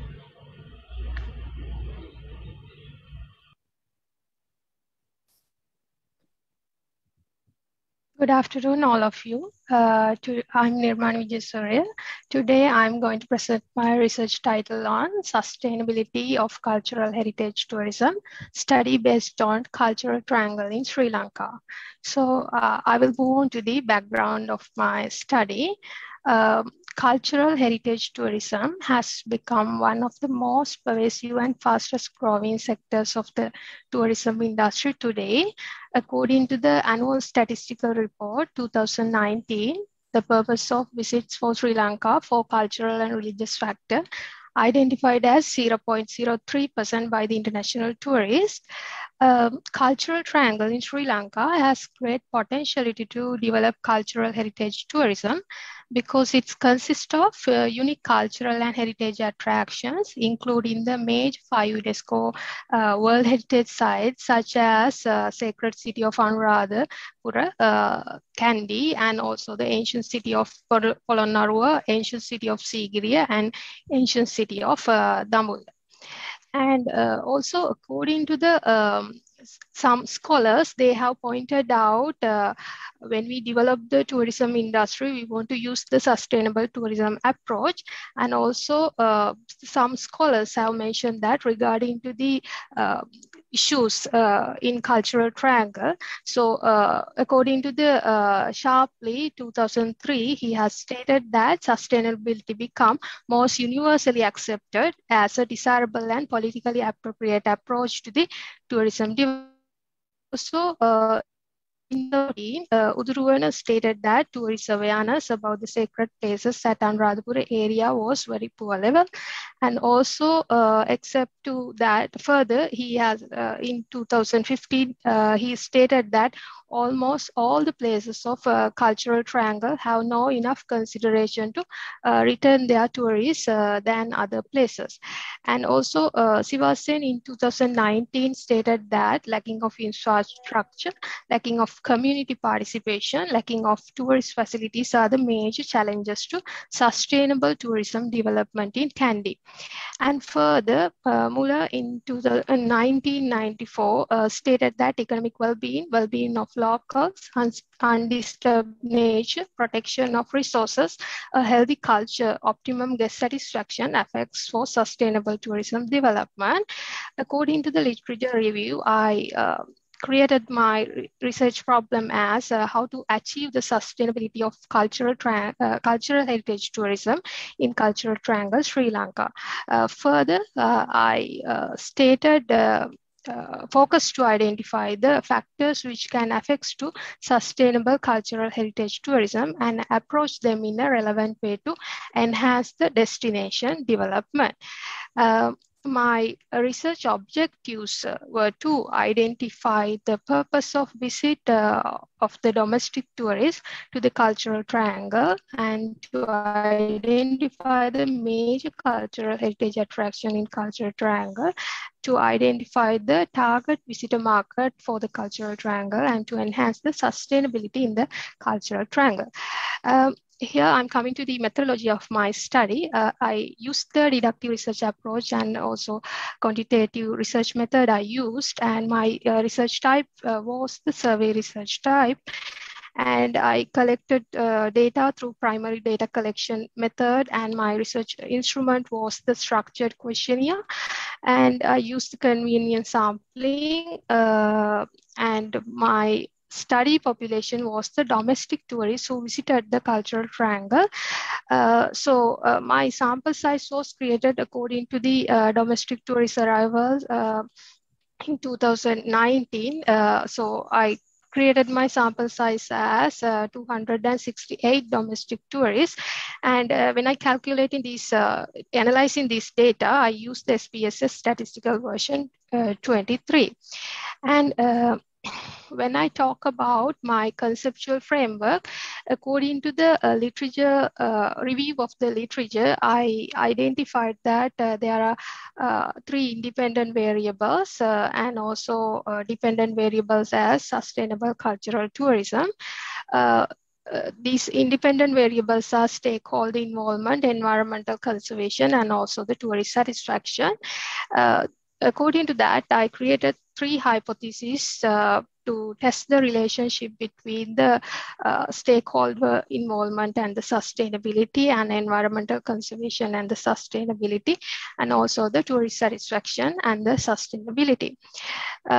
When I move to the findings of the study, according to the frequency analysis, I have these results.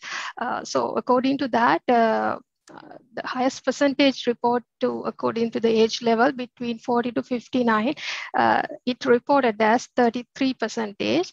And also when we consider about the purpose of visit for the cultural triangle, it reported as most of the domestic tourists, they were visited to the cultural triangle for religious and cultural purpose factor. It reported that 88%, except to that for vacation, education, and other purposes, most of the domestic tourists are traveling to cultural triangle. And also here I like to show about, talk about what are the major domestic tourist visiting attraction. According to the data, according to results, it reported that most of the domestic tourists, they like to visit sacred to Trilli, Karuanmali Mahasaya, and Sri Bodhi and Dambulla Cave Temple. Those are the major attractions they like to visit. And to test the 3 hypotheses, I used the Pearson correlation analysis. There I identified that my correlation was significant at the 0.01 level. So it identified that there is a relationship between the stakeholder involvement and sustainability. There is a positive relationship between the environmental conservation and the sustainability, and also there is a positive relationship between the tourist satisfaction and sustainability.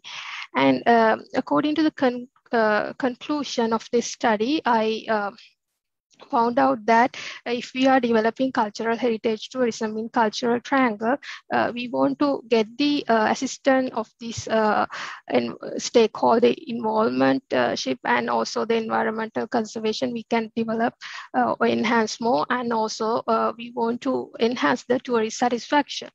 And when I move on to the recommendation of this study, I recommend to increase the stakeholder involvement in cultural triangle with cooperated between these stakeholders such as local and international tourists and community who are living in, residing in the cultural triangle, tourism entrepreneurs and authorities. And also we can develop SME tourism enterprises such as cane, Ayurvedic products, brassware, batik, pottery, and handicraft. Through that, we can develop the, or enhance the community empowerment. And also we can promote and marketing these products by advertising campaigns and exhibitions. And we can do more tourism product diversification for the domestic tourists, such as we can use cycle tours and cultural events and festivals, both tours in Anuradhapura and Polonnaruwa lakes, developing and promoting the community-based tourism in cultural triangle. So except to that, we can enhance the environmental sustainability leadership programs and conservation projects, and also awareness programs for students and for undergraduates. And also authorities can build up image development projects within the collaboration of stakeholders for cultural triangle. And further, we can create documentary competition for lesser known attractions in cultural triangle, such as Moonstone in Abegiriya, Polonnaruwa, Naipena Vihara, Pabaluhera, Pidurangala, World Buddhist Museum, Kaladiya Papuna, etc. And also we can give the assistantship and sponsorship to these documentary winners to promote Sri Lankan cultural heritage. So those are my major recommendations according to this study. Thank you for listening.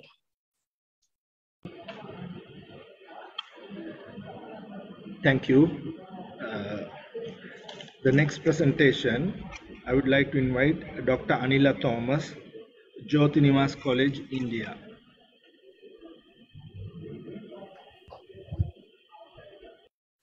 Very good afternoon to all of you. It's my pleasure and privilege to be part of the tourism conference. I express my heartfelt gratitude to Professor De Silva and the entire team for giving me the opportunity to give certain kind of few thoughts I can share with all of you. I hope I am audible.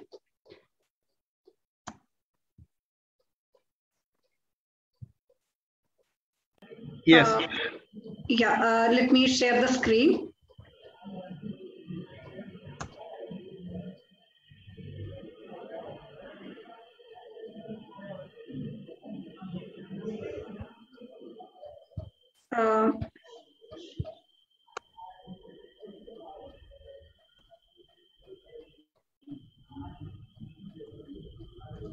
Is the screen visible?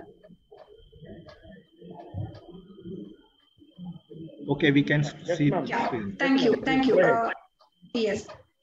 So basically, I just want to give a few kind of thoughts on the topic community-based tourism. How that it's actually Kudumbashree unit. It is one of the kind of initiative started by Kerala in the form of women empowerment. So I thought I can just take this during this pandemic situation. What is the relevance of having Kudumbashree unit, and what is the kind of role it is playing for community development?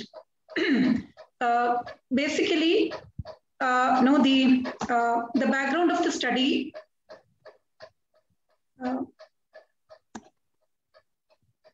Is the slide moving? Yeah. Okay. So when you're looking through the background, I just want to a very important, a kind of quotation which it really impressed me a lot. We don't have to engage in grand heroic actions to participate in the process of change.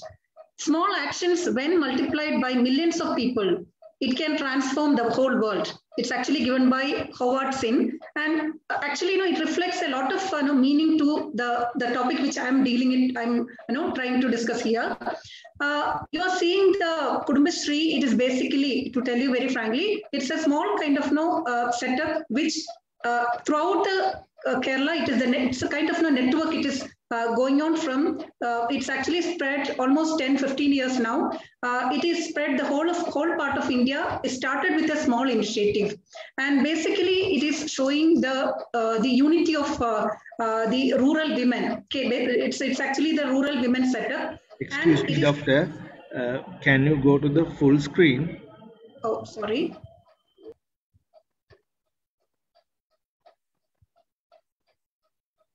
Yeah. Okay, so when it has come to the Kudumbashree, as I am telling, why I am focusing this is from the community involvement, I am coming to the community-based tourism. Okay, both have a little difference. Community participation or involvement, it has we need more support from the support for the community, that is community-based tourism.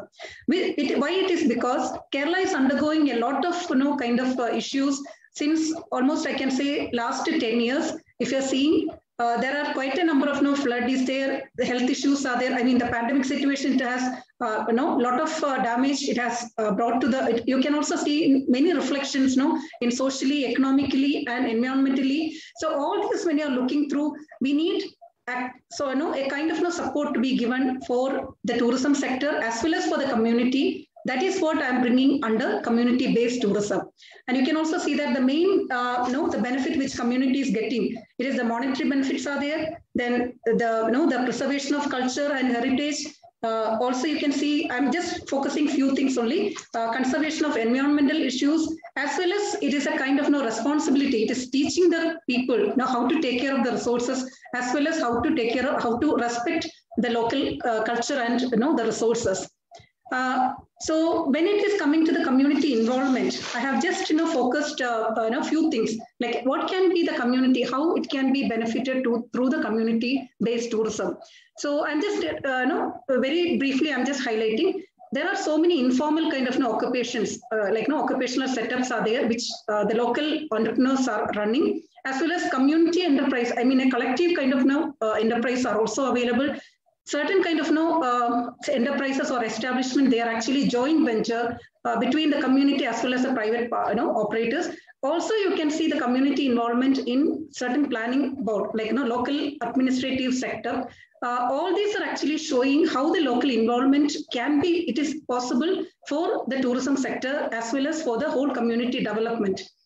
I'm just focusing to my main study. Here, there are three pillar kind of, I am just making it. One is, I'm showing, projecting that the women empowerment.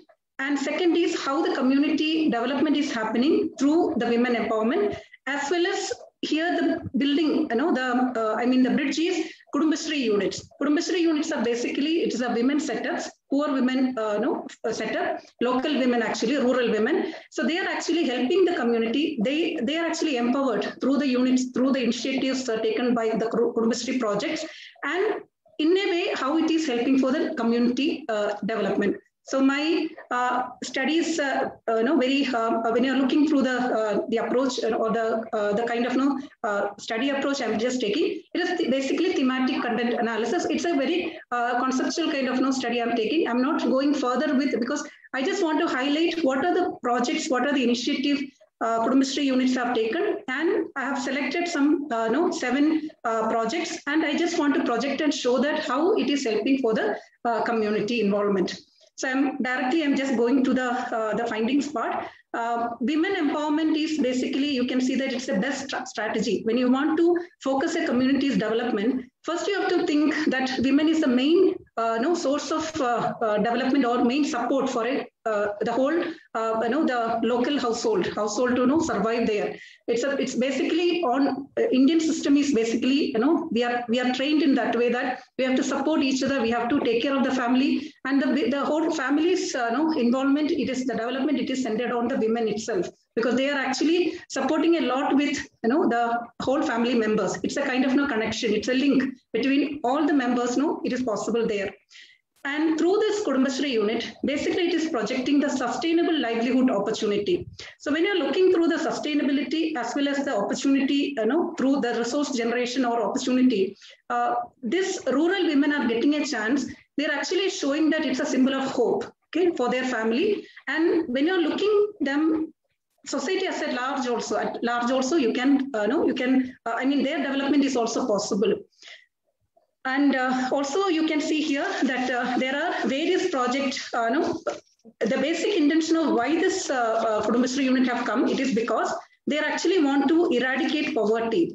But when you want to go through the eradication of poverty, you need to concentrate more on, you need to support the Kudumbashree, the women itself. Then only if the women is earning, if the women is bringing more, economically more secure, the whole family also will be automatically, it is benefited. Okay, and it is actually reflecting on the whole the family's well-being as well as the community's well-being also. Okay, I'm not focusing more on the thing. I'm directly going to the this is, I just want to focus. As I'm saying that community-based tourism, okay, it is how the Kudumbashree unit, how it can be a support. Ayalkootam is basically in Malayalam, the local language, it is the neighborhood community. Okay, neighborhood, it's a gathering, it's a, kind of, it shows the unity there. So these kind of, there are a lot of traditional entrepreneurial practices, which is, initiated by Kudumbashree units. They are actually giving a lot of support to the women as well as for the community. I have just mentioned, 4 to 5, I just focus that way. This is one is cultivating and supplying medicinal plant. Why I'm saying certain kind of initiative, it is connecting with the tourism aspect also. I mean the tourism industry, tourism sector of Kerala. This cultivation of medicinal plant, it is actually connected with Ayurvedic tourism as well as wellness tourism. Lot of support these Kudumbashree units are giving. They have their own way, the plant cultivation as well as the supply also. And this is basically in contract. I mean, it is linking to the production units, and this also helps to have more manufacture. I mean, the production unit is becoming more self-sufficient. In a way, it is helping the community development. And also you can see various, the local production units of, you can see here various food or eateries are there. Like you can also spice cultivation or spice cultivation as well as spice production also. I mean the masala or such kind of the powder, spice powder when they are making. These are all way you are just showing that the local product is also equally important when it comes to the branded product. Okay. And also you can see there are handicraft production units are there. Then coir industry, it is one of the original kind of, very indigenous kind of cottage industry of Kerala. That is also giving a lot of entrepreneurial opportunities or practices for the Kudumbashree units. Okay, and directly I'm just coming to the opportunity. I'm just focusing on 7 initiatives, which is the projects which is put forth by Kudumbashree units, and this is actually giving opportunity for the community also to be benefited. First and foremost one I want to say is that is the Kerala Sri consultancy. So basically, when you are looking the Kudumbashree, though it is the gathering of women, they are actually giving support for the whole family members of that locality, the local region itself. So this is acting like it was in 2006 only this initiative have come, and they're actually standing as a link between the job seekers as well as the potential recruiters.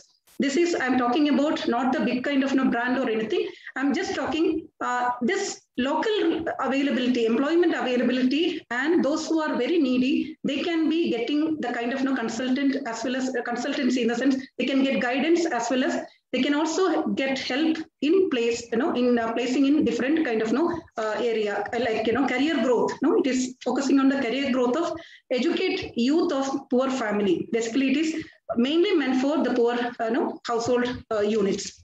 Second and most important one is that is community network and community marketing network, that is home shop system. Like nowadays you can see here many of the town areas or cities, there are the branded kind of the shopping malls are there. This is also a kind of shopping network only, but it is actually home shop system. Okay, and it is in the year 2010 it was initiated, and they are actually working as marketing channel or marketing network. Okay, local brands are actually promoted through these units, and distribution is also happening by the women, that is the Kudumbashree members only, and they are actually focusing on relationship marketing because they don't have much on giving a lot of investment on any kind of promotional methods or any campaign or anything, but normally it is focusing on the vocal kind of method only, and they are focusing more on the relationship marketing method. Then another important initiative, the opportunity or a project that is community kitchen. So when you are seeing the term community kitchen, it is actually reflecting that it is something very, it's a place where local cuisine or the traditional kind of cuisine is promoted. Okay, and this initiative was in the year 2014. It was introduced, and it is like a nutrition education center. Okay, like more focus is on addressing the malnutrition of the community itself. Like a lot of the people are not. I mean, when you're the whole localities, the health and well-being, it's actually focusing on that, and they're popularizing the traditional form of agriculture because they need this community kitchen. They are actually getting the resources from the locality itself. They are only giving the community. They are taking the support of community to have the farming, like local kind of farming, that to traditional way, and they are getting the ingredients. And you can also see here that a lot of tribal kind of communities are benefited because of this initiative, community kitchen. Then next one is Cafe Sri. So when you're looking, the Cafe Sri, it is also a kind of brand, like a, I mean, it's a kind of restaurant network only. It's a branded restaurant. It's a local network, local brand only. But throughout India, throughout Kerala, it is actually there since 2014. The initiative was started. Now, when you are looking through the data, which is from the Kudumbashree's website itself, now I'm actually frequently going through all these details. I came to know that more than Doctor, sorry to interrupt you. You have passed 10 minutes time, and we can give you only 1 minute more to conclude your presentation. Okay. Thank you. So there are 1,000 units. They are serving ethnic, local cuisines and culture of Kerala. And this Cafe Sri, it's basically, it is the only brand that actually showcasing diverse ethnicity of Kerala. Now there are two more, there are 3 more units are there. That is the Bridge School. Bridge School is basically, it is related to the dropouts. There are a lot of dropout cases are there in the local, neighborhood locality. That's the local, especially the rural region. People, many students, they will drop out. So for those students, this initiative of this Bridge School is actually making sure that they are creative, or they are kind of they are coming back to the mainstream school. So for that, they need some kind of backup, some kind of residential support, and they make sure that they are trained to continue their studies. Then Kudumbashree School is also there. That is actually a training center. The school not indicate that it's a school project, but it is actually taking care of the training part, leadership, creative, then skill, personality development, all these kind of training is provided through the Kudumbashree School project. And the last one, that is Bhaksha Suraksha Bhavanam. This is basically food security. This is also equally important to educate the community regarding the food, safe and nutritious kind of food culture it is developing. So basically all this why I have show that this Kudumbashree mission, it is the project. Through that, they are actually giving a lot of support to the community. But only thing is that also has to be because of the pandemic, because of the existing current kind of environmental as well as the hazard, like natural hazard. All these are facing, the Kerala is facing. But still, if you're just supporting, there are a lot of strategy or a lot of deliberation required to come out with a brainstorming required to revive the industry as soon as possible, so that it will benefit the community as well as the tourism sector. Thank you so much for giving the opportunity. I sincerely thank Dr. De Silva and the entire team for once again express my heartfelt thanks. Thank you. Thank you, Dr. Anila. Now I invite panel chair, Professor Dr. Joseph Chia of Wakayama University, Japan, to proceed with the discussion. Thank you for that, Mr. Karunananda. I'm sure you can hear me. So if you can't hear me, please say something. Yes, we can hear you. Okay, excellent. Thank you to the two presenters, Ms. Wijasurya and Dr. Anila Thomas. Thank you for your very enlightening presentations. The way I will do this, chair the session, I will just make some summary comments and then invite the 5 panelists. We have 5 panelists today in a session that's an hour long. So with the panelists, can I ask you to perhaps spend 5 minutes, and that will allow us to have some conversations at the end.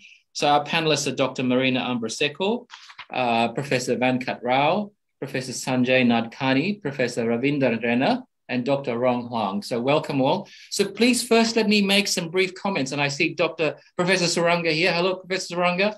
It's been a while. So I'll just make some brief comments. This is a very timely session, Tourism for Inclusive Growth and Development, because as we know, World Tourism Day this year, 2021, this is the theme. Before we get to the panelists and hear their remarks, I just wanted to focus on two key things on inclusive tourism. And you will see in the chat, I've posted a message with the two links to the documents I will refer to. Firstly, as I said, the UNWTO has designated this year the Year for Inclusive Tourism Growth. Now, when we talk about inclusive growth, really we are talking about equity, we are talking about fairness, we are talking about trickle-down economics, we are talking about ensuring that all stakeholders benefit from tourism. But I just wanted to spotlight something, because when we talk about inclusive development, vaccine equity shines a very important spotlight on all of this, right?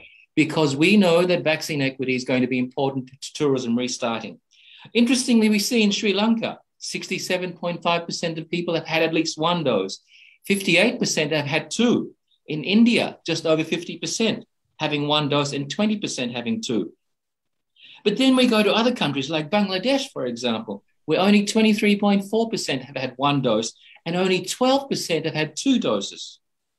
And then if we go to Southeast Asia, we see countries like Indonesia, 40% have had one dose, 23% have had two. But interestingly, Myanmar, only 15% of people had had one dose and less than 8% of people have had two doses. So when we talk about inclusive development and inclusive tourism, vaccine equity shines a really bright light on what we mean by inclusivity. Nevertheless, let's get started on this. The UNWTO released a report in 2018, Inclusive Tourism Destinations. And like most academics, we have to define what we mean by inclusive tourism, right? As the General Secretary of the World Tourism said, if well planned and managed, inclusive tourism has the capacity to bridge the gaps that exist in our global connected society and contribute to minimizing social divides. And we see with the two presentations earlier how an important emphasis is on stakeholder involvement and stakeholder benefit. We see that Ms. Wijesuria talked about how stakeholder involvement is important to sustainable tourism.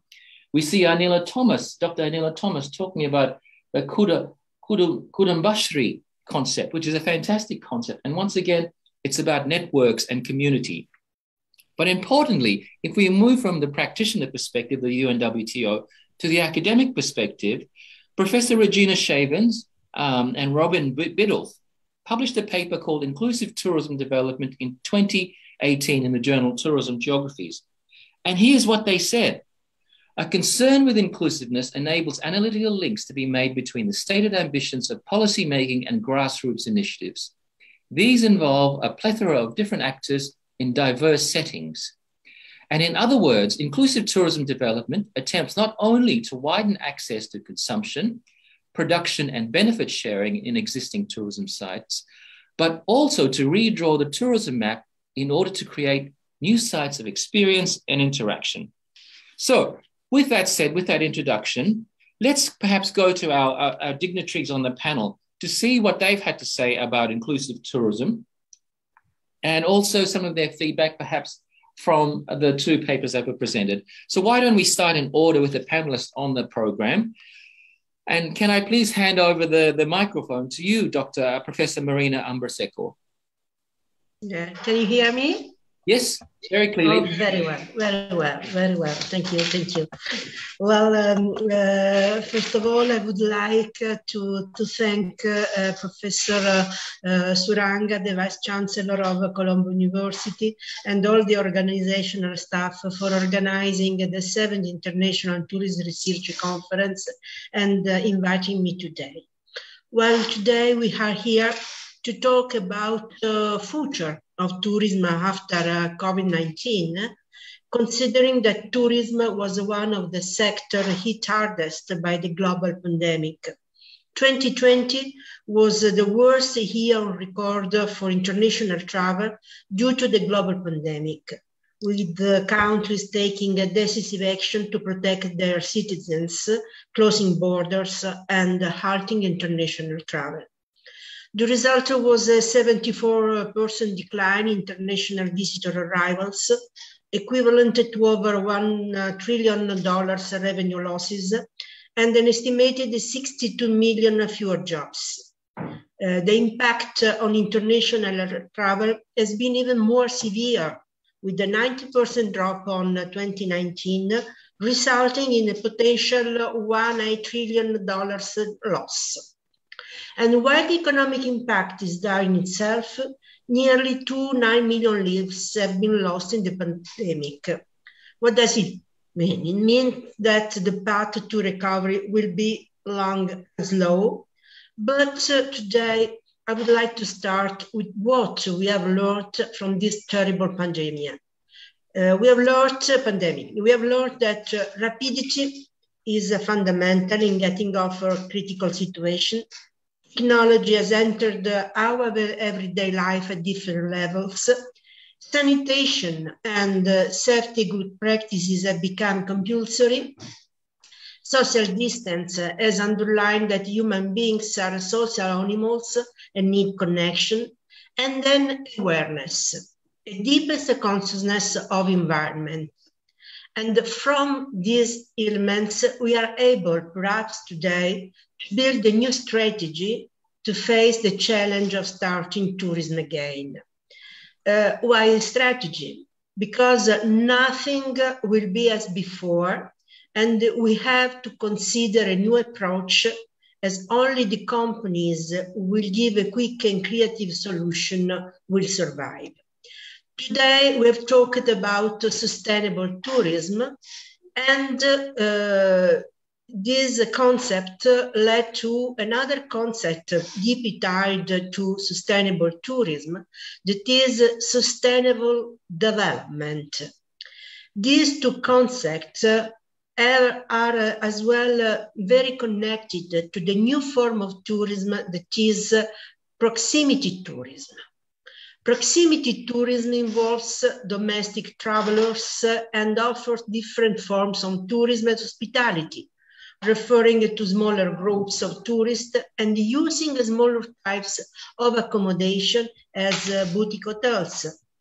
But we have to consider that proximity tourism will be more sustainable only if we may apply more and more technology and digital information, perhaps for informing about the number of people visiting a certain tourist sites or certain restaurants or certain territories at that fixed time.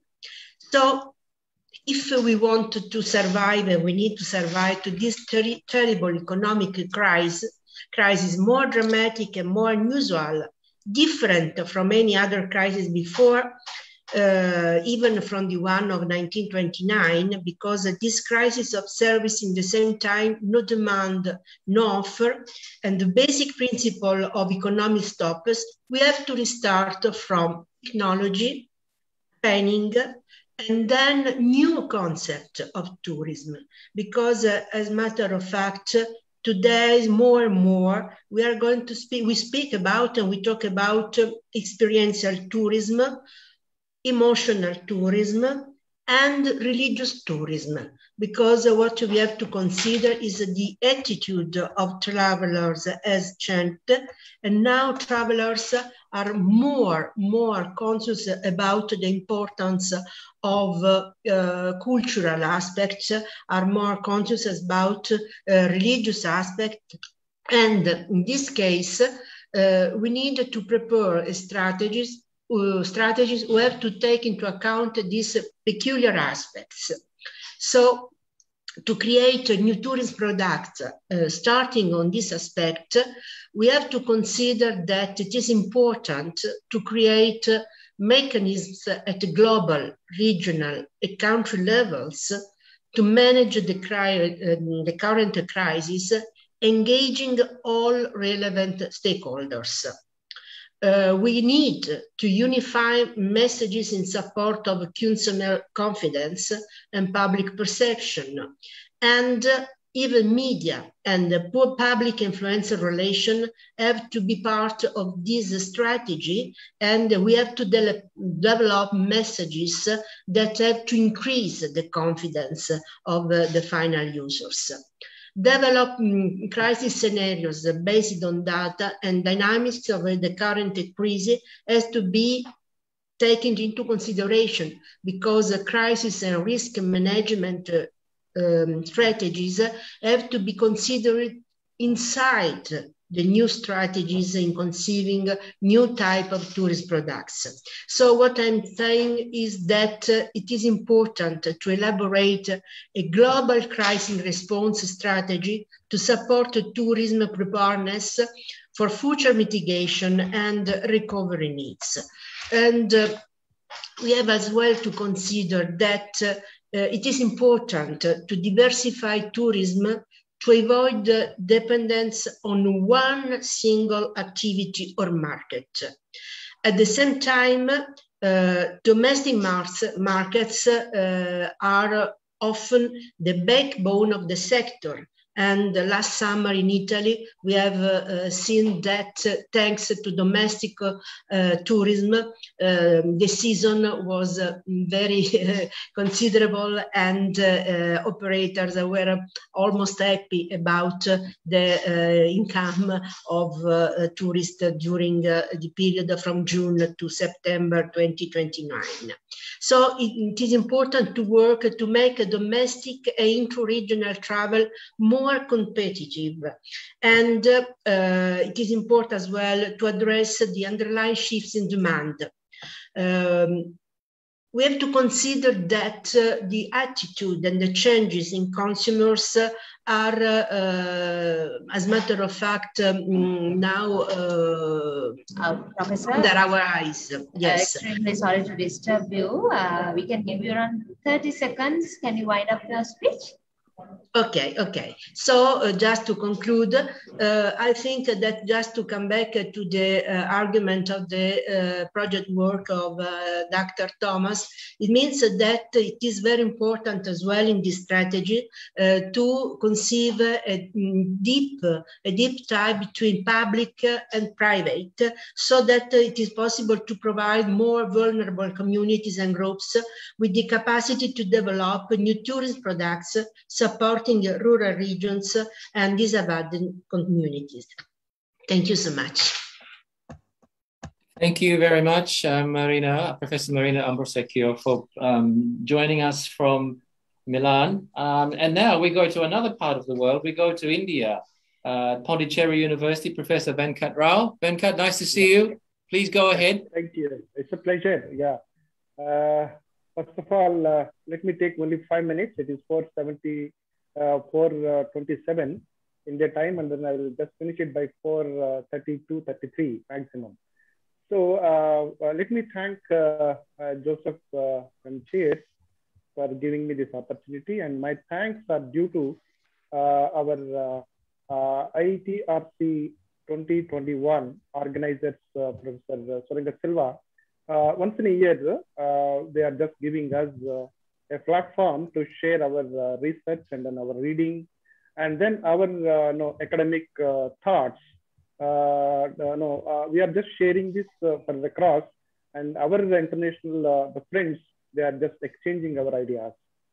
So let me just at the outset appreciate the organizers for keeping the title Inclusive Growth and Sustainable Tourism Development. So just now, the chief has shared an article. It was published in 2017. So actually, the inclusive tourism is not new to us. Of course, we have celebrated World Tourism Day this year, 2021, with the theme of inclusive growth. But whereas when you look at two important things, because I want to just quote from the last 20 years, especially 2007 and 8 economic crisis. So when economic crisis was there in 2007 and 8, after the crisis was over, gradually the global economy started recovering, and then that witnessed the gradual even increase of inequalities among the societies in multi-level. So this is one incident that we noticed in the last 20 years. The 20 years, what happened, if you see, it is actually the report that I am just referring from OECD, like Organization of Economic and Cooperation and Development. So they just reported in the last 20 years, if you see, the haves and have-nots, rich and poor, the gap is increasing. So when the gap is increasing, and we have reached to a stage where after almost 20 years, now we have a pandemic where in the pandemic, again, we are going to see the problem of inequalities, and then problem of becoming more poorer, and then problem of becoming richer is further richer, and success, the people are becoming further success. So let me take again example, the second example from SARS 2003. So when this virus affected some parts of the world, especially from Asian countries. So in Asian countries, when the SARS was affected in 2003, there was apprehension that the tourism may not recover as quickly as possible. But the China, Hong Kong, Taiwan, and some of the Asian countries noticed that, and it is a review of literature that we identified, there is a gradual pickup, and then you can see that the tourism has come back. So out of the effect of the SARS.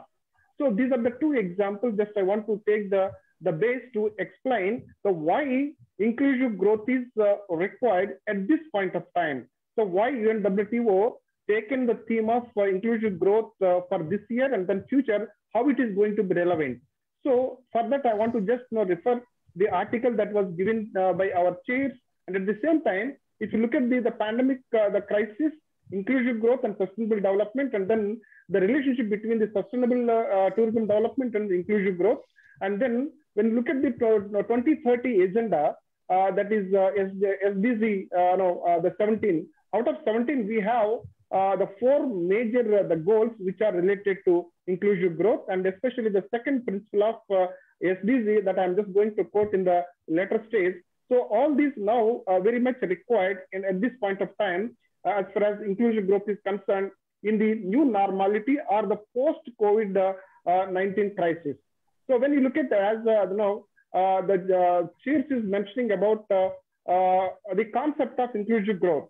Inclusive growth, we all know that it is all about the fair deal. It is all about the kind of the prosperity, distribution, and then it is all about the poverty elevation, and then it is mostly related to economic growth that creates opportunity for all groups of the population, and the distribution of the dividends of increased prosperity, and both in monetary and then non-monetary terms fairly across the society. So that means whatever the economic development that is happening and across the world, including developed and then even developing nations. So this economic development is supposed to be distributed evenly in a fair manner across all the communities and across the society. That is the inclusive growth. So we are talking now the more, and then it is going to be more relevant because there is a exclusion growth. Exclusion growth has happened last several years, especially, of course, thanks to the various nations. Nations, they are giving priority for the governments and then the economic development. In that context, you can see now the another important dimension here, exclusive growth, or how it is actually affected the societies, because as Cheers mentioned very clearly that everywhere you will find that a lot of poverty is there, and still below poverty line people are existing. And in that context, how tourism can become a solution, and then how tourism can be used as the strategy for inclusive growth of the society, right?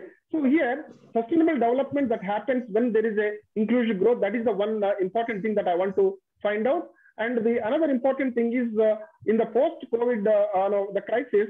So what is important thing is the second. Professor, can you hear me? Yeah. Just I'm taking only 1 minute. So the second principle of 2030 agenda developmental goals. It is one slogan, and then one idea is leave no one behind. Leave no one behind. That means we have to take everyone along with us. That is the slogan. With that, we have three important SDGs, like the one, no poverty, the fifth one, gender equality, eighth one, decent work and economic growth, and 10th one, and reduce inequalities. So these are the three important things that on that basis we have to look at, and then see the governments are going to work on this and develop the strategies by keeping all these SDGs, four important things that are related to inclusive growth. And then you can see there is a the fair deal and fair trade, and then the prosperity, and then the peace that is actually enjoyed by everyone in the community. Thank you very much. Thank you, Professor Venkat Rao from Pondicherry, for that very important comments you made, especially about leaving no one behind. And really, that's the essence of what we think inclusive tourism should be.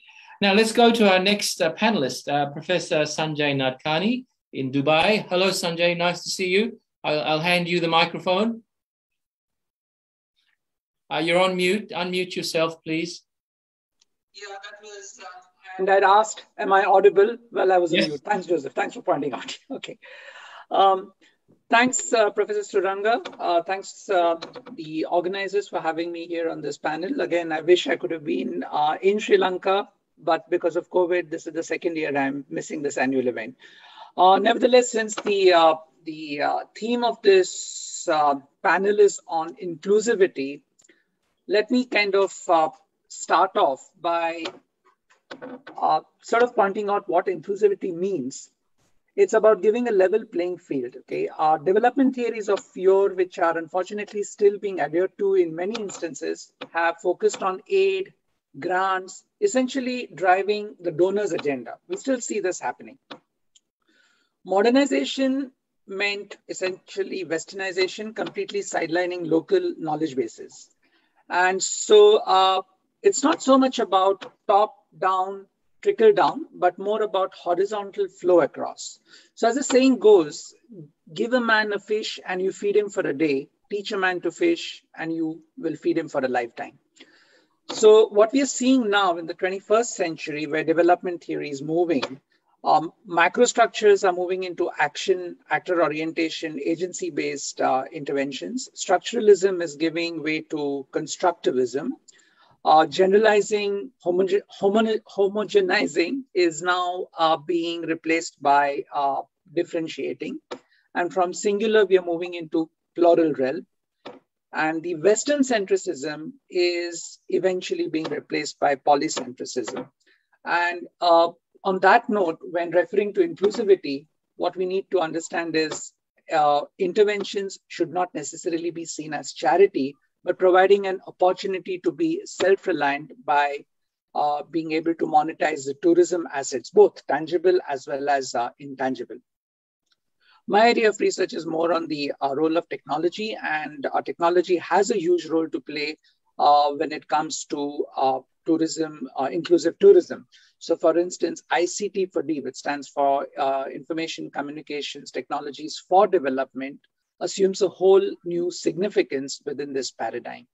Way back in 2009, my mentor, Professor Walter Jameson, and I had argued in an editorial for a special issue of a journal we had edited, that pro-poor tourism as a term by itself is rather condescending, and it should be replaced by something more politically correct, like T4D, Tourism for Development, that encompasses the triple bottom line sustainability. So when I say triple bottom line, it's about the economic, social, and environmental sustainability. Now, what role do education institutions have to play in fostering inclusive development?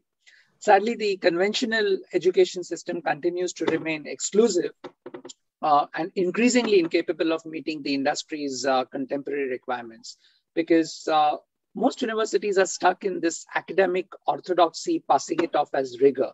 The incessant push to sweat the faculty to teach more hours and or publish or perish just to bump up the productivity metrics is now beginning to take its toll on the effectiveness of traditional degrees.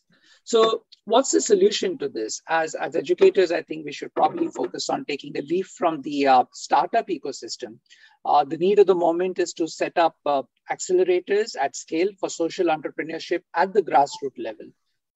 There are isolated initiatives, but in order to have any meaningful impact, these need to be scaled up and mainstreamed within the university ecosystems so that there is an opportunity to reinvent ourselves to be relevant and useful rather than being exclusive academic ivory towers.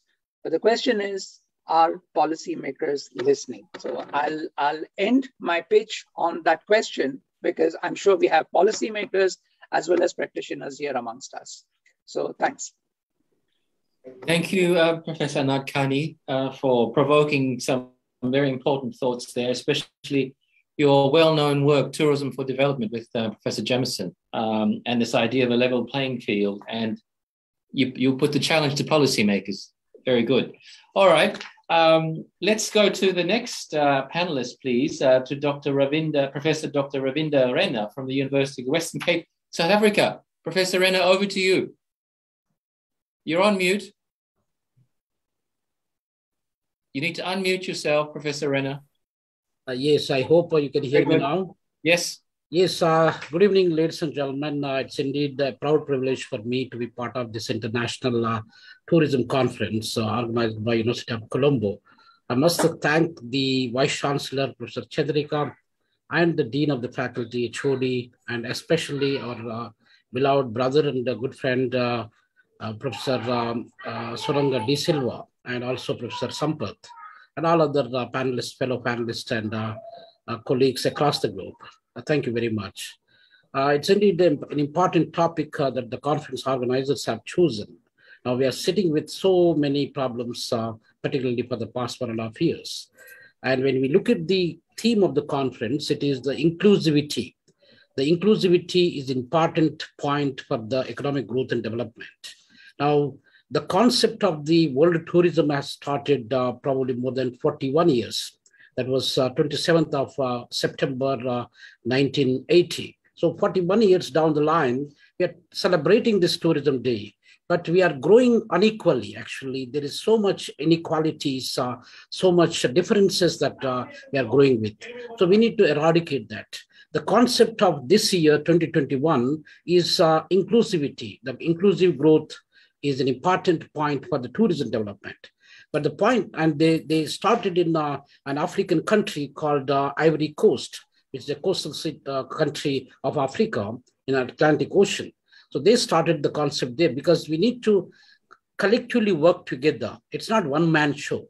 And when we look at the tourism statistics, ladies and gentlemen, the statistics reveal that we had it at one stage 30 years ago, the number of tourists were only 300 million.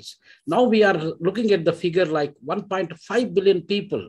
That is a massive growth in the tourism industry for the past 30 years. But what had happened for the last 1 year?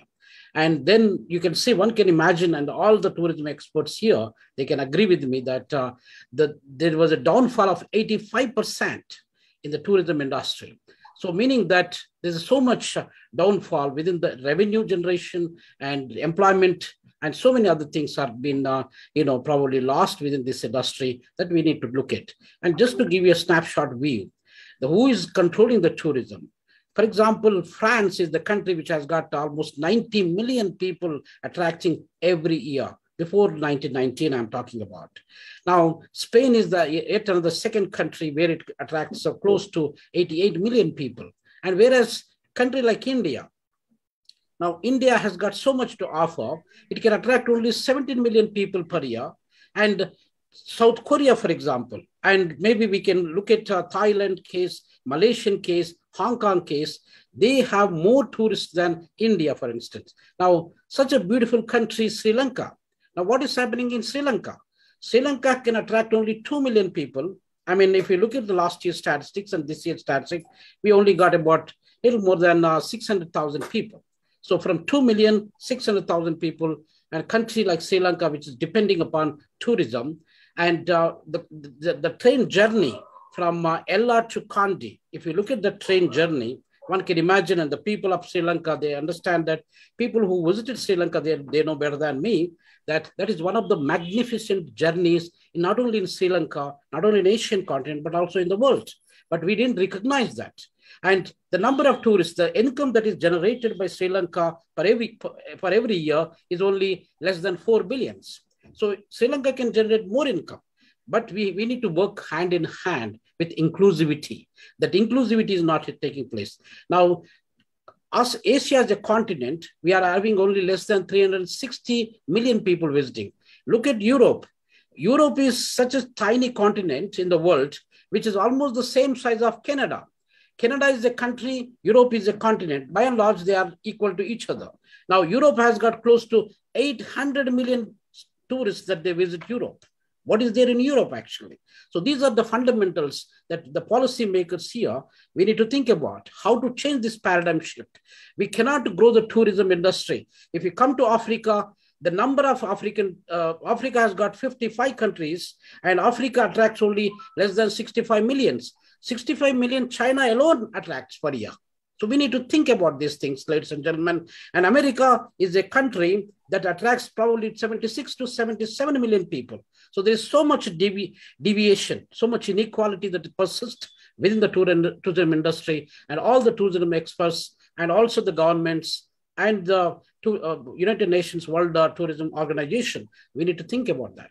We need to work hand in hand. We need to use Africa as one of the continents which has got so much potential for tourism. And island countries like Sri Lanka, Mauritius, Seychelles, and Maldives, and all these countries come together and must also contribute and work together for the tourism growth and development. So that's what is needed here. I hope I will add some more points when I get a chance, Dr. Joseph. I don't want to overstep the boundary of my time that is given to me. I hope that is in order. Thank you very much. Thank you, Professor Renner. You raised some really important points about uneven development. And I think the potential for Africa is certainly recognized. And we just look at things like vaccine equity as an example. If we are to get global tourism happening again, we need to have vaccine equity, right? We can't have people going to destinations where the destination communities are largely unvaccinated. So let's move to our final panelist, Dr. Rong Huang, from the University of Plymouth in the United Kingdom, in the Northern Hemisphere. Welcome, Dr. Hong. Please go ahead. Okay, I just wonder whether we can use slides or slides is fine. Is it fine with me? Can you upload the slides? Can you share your screen? Yes, I can share the screen. That's easily if that is allowed. Yeah, if you share your screen, you should be able to get your slides up. Okay, that's brilliant. Can you see my slides now? Yes, we can. Okay, just now, thank you very much, everybody. I'm enjoying listening everybody's different view, and certainly now come from, as you can see, I'm Chinese, but I work in British University for the last 16 years. So I was very interested in the topic everybody discussed about equality, inclusivity, and my question is always, can tourism promote inclusive growth? And I look at Cornwall, which is next county to Plymouth, and you can see the lovely view, and the COVID certainly had an impact on the tourism industry in Cornwall. And when we look at the inclusive growth and tourism industry is perceived as driving the economic growth by generating employment, income, and government revenue. But if you look at inclusive growth, this is concept highly contested. And but tourism role in the economic growth has been little discussed in the light of the inclusive growth. And if you look at the literature, you will find there are very few case studies about how inclusive growth is implemented in the different countries, and mainly in Southeast Asian country. And if you look at the government report, tend to come from the African countries. If you look at current literature, some people, especially from tourism aspect, argue the sustained and inclusive growth reinforce the primacy of the capital, and the market notion of justice continues to perpetuate a growth-driven tourism development model. Is this the right model? And I focus my presentation mainly on the sustainable development goal, decent work, and economic growth. I look at Cornwall, next county to me, and tourism is the biggest sector in Cornwall, supporting 1 in 5 jobs and the projected growth at 3.8% each year through the 2025. And it is a very big brand for the domestic tourist, and area attract 4 million tourists from UK. It is really important for the tourism industry. It's very important for this county. But if you look at the GDP for this county is 70% lower than the national average.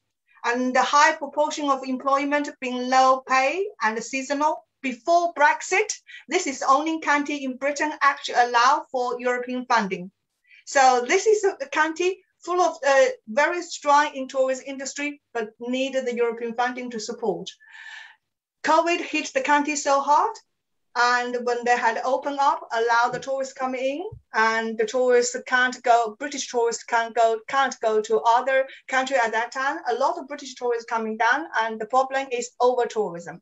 We say, a lot of research say that the pandemic taught us to think again about tourism development. What happened when the door opened? A lot of tourists traveling, over tourism again become phenomenon. And that's happening in Cornwall. You can see the picture, you can see the news report, and over tourism again. Have we learned the lesson? I ask myself, industry learned the lesson in which way? If we allow the capital to control the development, where will lead us? And I want to show you 2 slides to see the decent work and the host community. If you look at the decent work, and the chronic shortage of full-time jobs in Cornwall have made Cornwall one of the poorest regions in Europe. And the youth employment more than doubled in the Southwest during the pandemic, and especially in Cornwall. If you look at the different report from last year, you will find that they're talking about Cornwall have many jobs, but no career. And if you look at Cornwall, there are people talking about the 2 tales of Cornwall. Food banks amid with a luxury hotel holiday net. To be honest, use my own as example, during the summer holiday, 1 week stay in Cornwall, I can pay for 3 weeks stay in Malta. And where am I going? That is the difference. And the food banks support the local people who can't even afford to eat. This is in UK. And the pandemic hit the local people very hard. The house price in Cornwall soared during the pandemic. And what happened is more than 50% higher than the national optimum. Bear in mind, they are 70% lower than national average in terms of GDP. The house price is 50% higher than the national optimum. And why? Because Cornwall is a lovely place. Home working, stay at home working. A lot of people from London, the big city, moved down to Cornwall to buy the second home to stay in Cornwall. And the local people can't afford to buy the house in the local area. And the locals phased out. There are a lot of story about the local young people can't afford the house to actually stay in the place the generation has stayed there. We're not talking about developing country. We're talking about UK, the country just likes to me. And I just use a lovely picture to show you the reality in the county next to me. So what I want to say, my presentation, short presentation, is provide sort of contribution to the ongoing debate of inequality and development, testing the part of the so-called inclusive growth concept in the Cornwall. Equitable business opportunity, robust employment strategy that benefit broader section of the local community, seemingly diminishing, not increasing. And my presentation raised further question whether tourism can lead more inclusive tourism. to inclusive growth. My presentation might make you a little bit pessimistic, but there is a hope. Inclusive growth agenda does not need to be perfect. It simply has to be better than the alternatives. And to do this, I try to come out with some solution. What we can do better? The first one, the framework, the inclusive framework need to be redeveloped, need to refine and develop. They need to flesh out with evidence on the actual intervention that help translate intervention, the intention to the outcomes, because we need outcomes, not just good intention. Number two is degrowth strategy, because what happened is over-tourism is not gone. Pandemic, yes, possibly change our experience for short period of time. Over-tourism is happening. And we need to think about over-tourism. When we're thinking about degrowth strategy, we need to emphasize, reconcile degrowth strategy with the fairness, equity, and the justice. And thirdly, is the language we use. English language, sustainable development, inclusive development, and all these kind of words we need to reconsider. We need to understand those words in the wide range of cultural background. What is a diverse cultural understanding of decent work that may be excluded from such discourse? Because emphasize inclusive growth is in English. How about in other language? How they explain this kind of decent work in sustainable development? Okay, that's all from me, from Plymouth. Thank you. Thank you very much, Dr. Huang. If you can unshare your screen, that would be great. So you've raised some really important points there to complement all of the others. So we've covered a spectrum of issues, but Dr. Huang talked about the highly contested nature of inclusive tourism, the primacy of capital. As we know, tourism is ultimately a business, right? Capital to some degree dictates the momentum shifts we see, and the importance of decent work, the displacement of locals, degrowth. Degrowth is a particularly important concept, and it reminds me of a colleague from Zimbabwe who said that in the West, everyone talks about degrowth, but for us in Africa, we want growth. We don't want degrowth. So we see that all of these concepts are quite contested. So in the little time we have, before I hand over to all of the other panelists to make some final comments, the paper that I posted the details for in the chat by Professor Regina Shavens and Professor Robin Biddulph, they say that inclusive tourism, there are several components to inclusive tourism. The first one is that inclusive tourism must overcome barriers to disadvantaged groups to access tourism as producers or consumers. Second, inclusive tourism must facilitate self-representations by those who are marginalized or oppressed so that their stories can be told and that their culture represented in ways that are meaningful. Item 3, that inclusive tourism challenges dominant power relations. Item 4, inclusive tourism widens the range of people who contribute to decision-making about development of tourism, especially local people. Number 5, inclusive tourism provides opportunities for new places. In other words, to be able to spread tourism across a country or a region rather than have it concentrated in one place. And the last thing inclusive tourism should be, according to Shavens and Biddulph, is that it should encourage learning, exchange, and mutually beneficial relationships, which promote understanding and respect between hosts and guests. Sounds like a utopia, and you know what we would ideally hope we could achieve. So let's go to the panelists, perhaps in order of once again appearance. Professor Marina Ambrosecchio, do you have any final comments you'd like to share in relation to inclusive tourism, please? You need to unmute yourself, please, Professor Ambrosecchio. Well, in Italy, we had more or less the same problem of our overcrowding in Venice and in some other tourist cities. But at the moment, in my opinion, is not to have a real strategy concerning the growth in tourism, but a new strategy in offering a new type of tourist product more connected with traditional experience and cultural aspects. Having said that, I would like to to tell something concerning the first talk that Professor Ravinder, I think, said at the beginning, concerning the fact that Europe is a continent, Canada is a nation, and there are a different average of tourist flux concerning Europe, concerning Canada, or concerning Africa. Of course, in my opinion, these differences concerns the different type of niche of tourism that are conceived in consideration of that particular nations or continent. Of course, if we are going to talk about Europe, we have particular specificities of cultural forms of cultural tourism. And if we are going to speak about Canada, of course, there are other forms of tourism. So perhaps when we are going to talk about possibilities of inclusive tourism as a form of, includes people and the local inhabitants in creating new forms of tourism, of course, we have to go back to the roots, to the cultural roots of the people in that particular destination.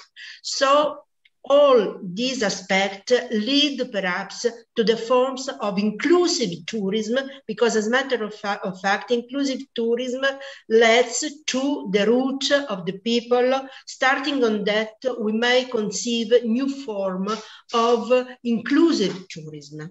Thank you, Professor Ambrosecchio. So that new forms of tourism and the link to cultural tourism as a device that can help inclusive tourism. Perhaps we go to Professor Venkat Rao. Some final quick comments from you, Professor Rao. Yeah. So as I was mentioning, the two major incidents for last 20 years, the 2006 and 2003 SARS. So from that, by learning lessons, so in the post-COVID-19, so what is required?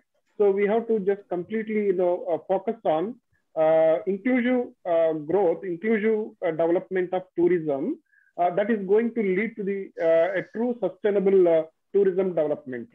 So even if you just look at the United Nations Sustainable Developmental Goals, that as I was mentioning about 1, 5, 8, and 10, these are the four major the goals, SDG, the goals, these are related to inclusive growth. So now the point is, the governments across the world, they're supposed to focus on, because the development is going to happen.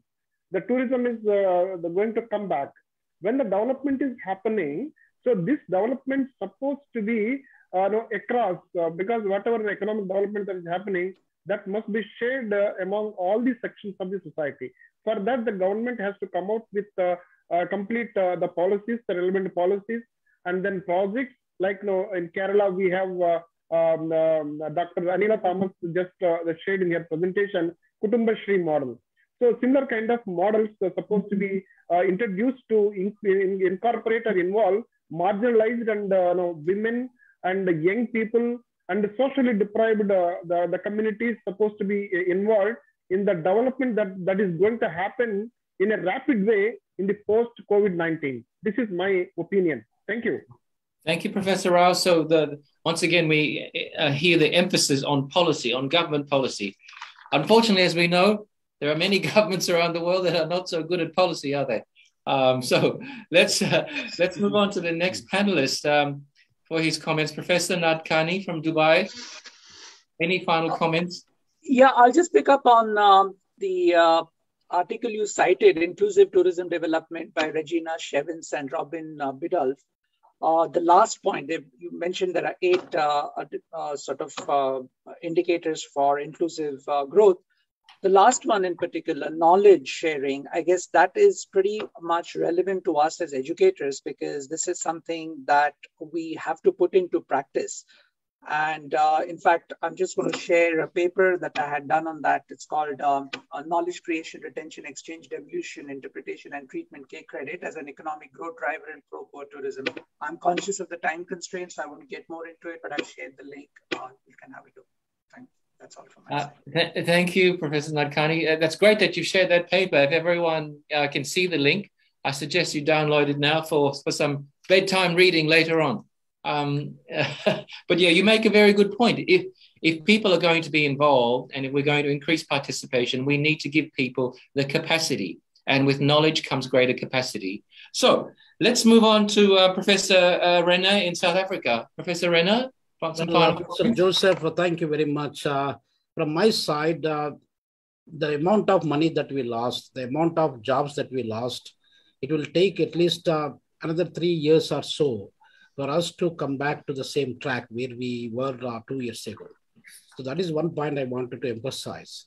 The other point is that we have the tourism tycoons like France, as I indicated, Spain, America, China. So indeed, France is a master, colonial master, where Africa has got Francophone Africa, for example. We got about 14, 15 countries in Africa that are colonized by France. Why France cannot take those countries and try to develop the tourism of those countries, for example? So that is the way that we need to work. We in South Africa believe in Ubuntu philosophy. There's a Zulu word called Ubuntu. Ubuntu means that without you, I'm not here. So we are all, growing together. We need to support each other. So that is what is important. If we do not say, if we support each other, and the concept of inclusive growth will not make any sense, because economic growth, economic development does not make any sense if we do not make any change in the lives of the people. So that is why we need to work together, whether they are a poor country like Burundi, we have Chad, we have Niger, we have Ethiopia, we have Somalia, Eritrea. These are the poor countries. Doesn't mean that we need to take the support of those countries. There's so much Ethiopia can offer, for example, in cultural tourism. And if you look at the Christianity origin, you can find even the cradle of humankind. It started in Ethiopia. So we need to develop that kind of concept, work together hand in hand, and grow together. So growing together is very important. So I think from my side, Dr. Joseph, that all the governments, they need to come together hand in hand, work together irrespective of their economic status. Doesn't matter. Sri Lanka, for instance, such a beautiful country. And I'm not trying to flatter Dr. Suranga Silva here, but the truth of the matter, many of you visited Sri Lanka. Sri Lanka has got so much to offer. For example, Zimbabwe, and you have the Tanzania, you have the same number of tourists visiting Tanzania and Zimbabwe and also Sri Lanka. Doesn't make any sense. So if some country is attractive, they should attract more. They should also get more money. But we need to work together. So that is the concept I would like to emphasize. Thank you very much for the opportunity. Thank you, Professor Renner. You raised the point of how it's important to look at other ways, other types of knowledge, right? Other ways of looking at the problem rather than looking it through a Western-centric lens constantly. But you also raised the point about global cooperation. It's a good timing. COP26 in Glasgow is about to start. The globe can't agree on climate change, right? We expect them to all agree on tourism. Perhaps that's a big bridge to cross. But anyway, let's go to our final panelist, Dr. Huang at the University of Plymouth. So we are so experienced with the zoo, but still so easy to forget the regulation. But come to UK and the climate change. And I know the discussion of the degrowth might not be the sensible at this stage, but I just think the pandemic taught us a big lesson, how we should deal with our nature environment. And the climate change meeting in Glasgow might be the good time to discuss the matter. And you provide a brilliant platform for me to finish. I think inclusive growth is not just for the developing country, but also developed country. And also we need to thinking about growth in relation to the environment we live, the natural environment we have. We only have one planet. That's all from me. Thank you. Thanks very much. Thanks very much, panelists. Just one final comment. All of this kind of reminds me, and I was reading The Guardian the other day, and we're talking about poverty in the world and global poverty. And the analysis said that with all the wealth in the world, we shouldn't really have any poverty, right? So rather than, and the talk tends to be of countries in the global south having fewer children, this idea of population being our major problem. But rather than that, George Monbiot said in the Guardian, perhaps our biggest problem is not population, it's consumption. It's consumption and the distribution of wealth. We see much wealth hoarding in the developed countries, much poverty in developing countries, when really that's unnecessary. But of course, I'm a very optimistic man and sometimes rather silly because these things take a lot of work. But I would like to conclude with what the UNWTO said about inclusive tourism in their 2018 report. And I quote, they said, an inclusive tourism destination works to maintain a growth path that include all people in its tourism system under equal conditions and over time. This approach, centered on social and economic sustainability, is compatible with and complements other initiatives that aim to promote environmental and cultural sustainability, as well as smart transformation or adaptation of a destination for universal accessibility. And that idea of universality, I think, comes from you, Professor Renner. You must have been reading my notes. But I think with that, I think we should conclude. Thank you very much. Thank you to the two researchers. Dr. Joseph, with one point I would like to add before we close. As you indicated rightly, Dr. Joseph, that in order to end the existing poverty in this world, we only need $100 billion. $100 billion can be contributed by these top 10 richest people like Jeff Bezos, Elon Musk, and probably Bill Gates and so on and so forth. If they could contribute $10 or $15 billions of dollars, and we can end the poverty. These Millennium Development Goals, we had the first Millennium Development Goals 2000 to 2015, and thereafter we have the Sustainable Development Goal. We are not going to go anywhere actually with these goals. Even it will take 200 years for us to achieve that goals. They take only 15 years or 20 years, doesn't make any sense. These rich people or the corporate sector, even the rich governments, they must come forward. They must contribute that required $100 billion. Then we can develop a strategy, end the poverty, and live happily. Thank you. Well, that's a challenge. That's a challenge for all of us on the panelists. Let's go and talk to the rich people we know and see if we can do something, right? But on that note, I'll hand it over to Professor Suranga if he wants to say something. But we have to continue this conversation in Sri Lanka next. Thank you very much. You have done a great job, and I am very, very happy about the input you have given from these panel discussions. And all the panel members take my sincere gratitude for everyone. So looking forward to seeing Sri Lanka if the COVID pandemic control is successfully. So thank you very much again. I'm sincerely thankful to you. Thank you, Professor Suranga. Bonus Tuti. Okay. Thank you so much. Back to the control room. Good night, everyone. Professor Joseph, thank you so much. I'm actually very happy. We are very happy. And the given insights, all the panelists, Professor Joseph, Professor Marina Ambrosio, Professor Venkat Rao, Professor Sanjay Nadkarni, Professor Ravindra Rena, and Dr. Ram. And we are actually very delightful, and we are very happy the comments and the thoughts what you all have shared with us.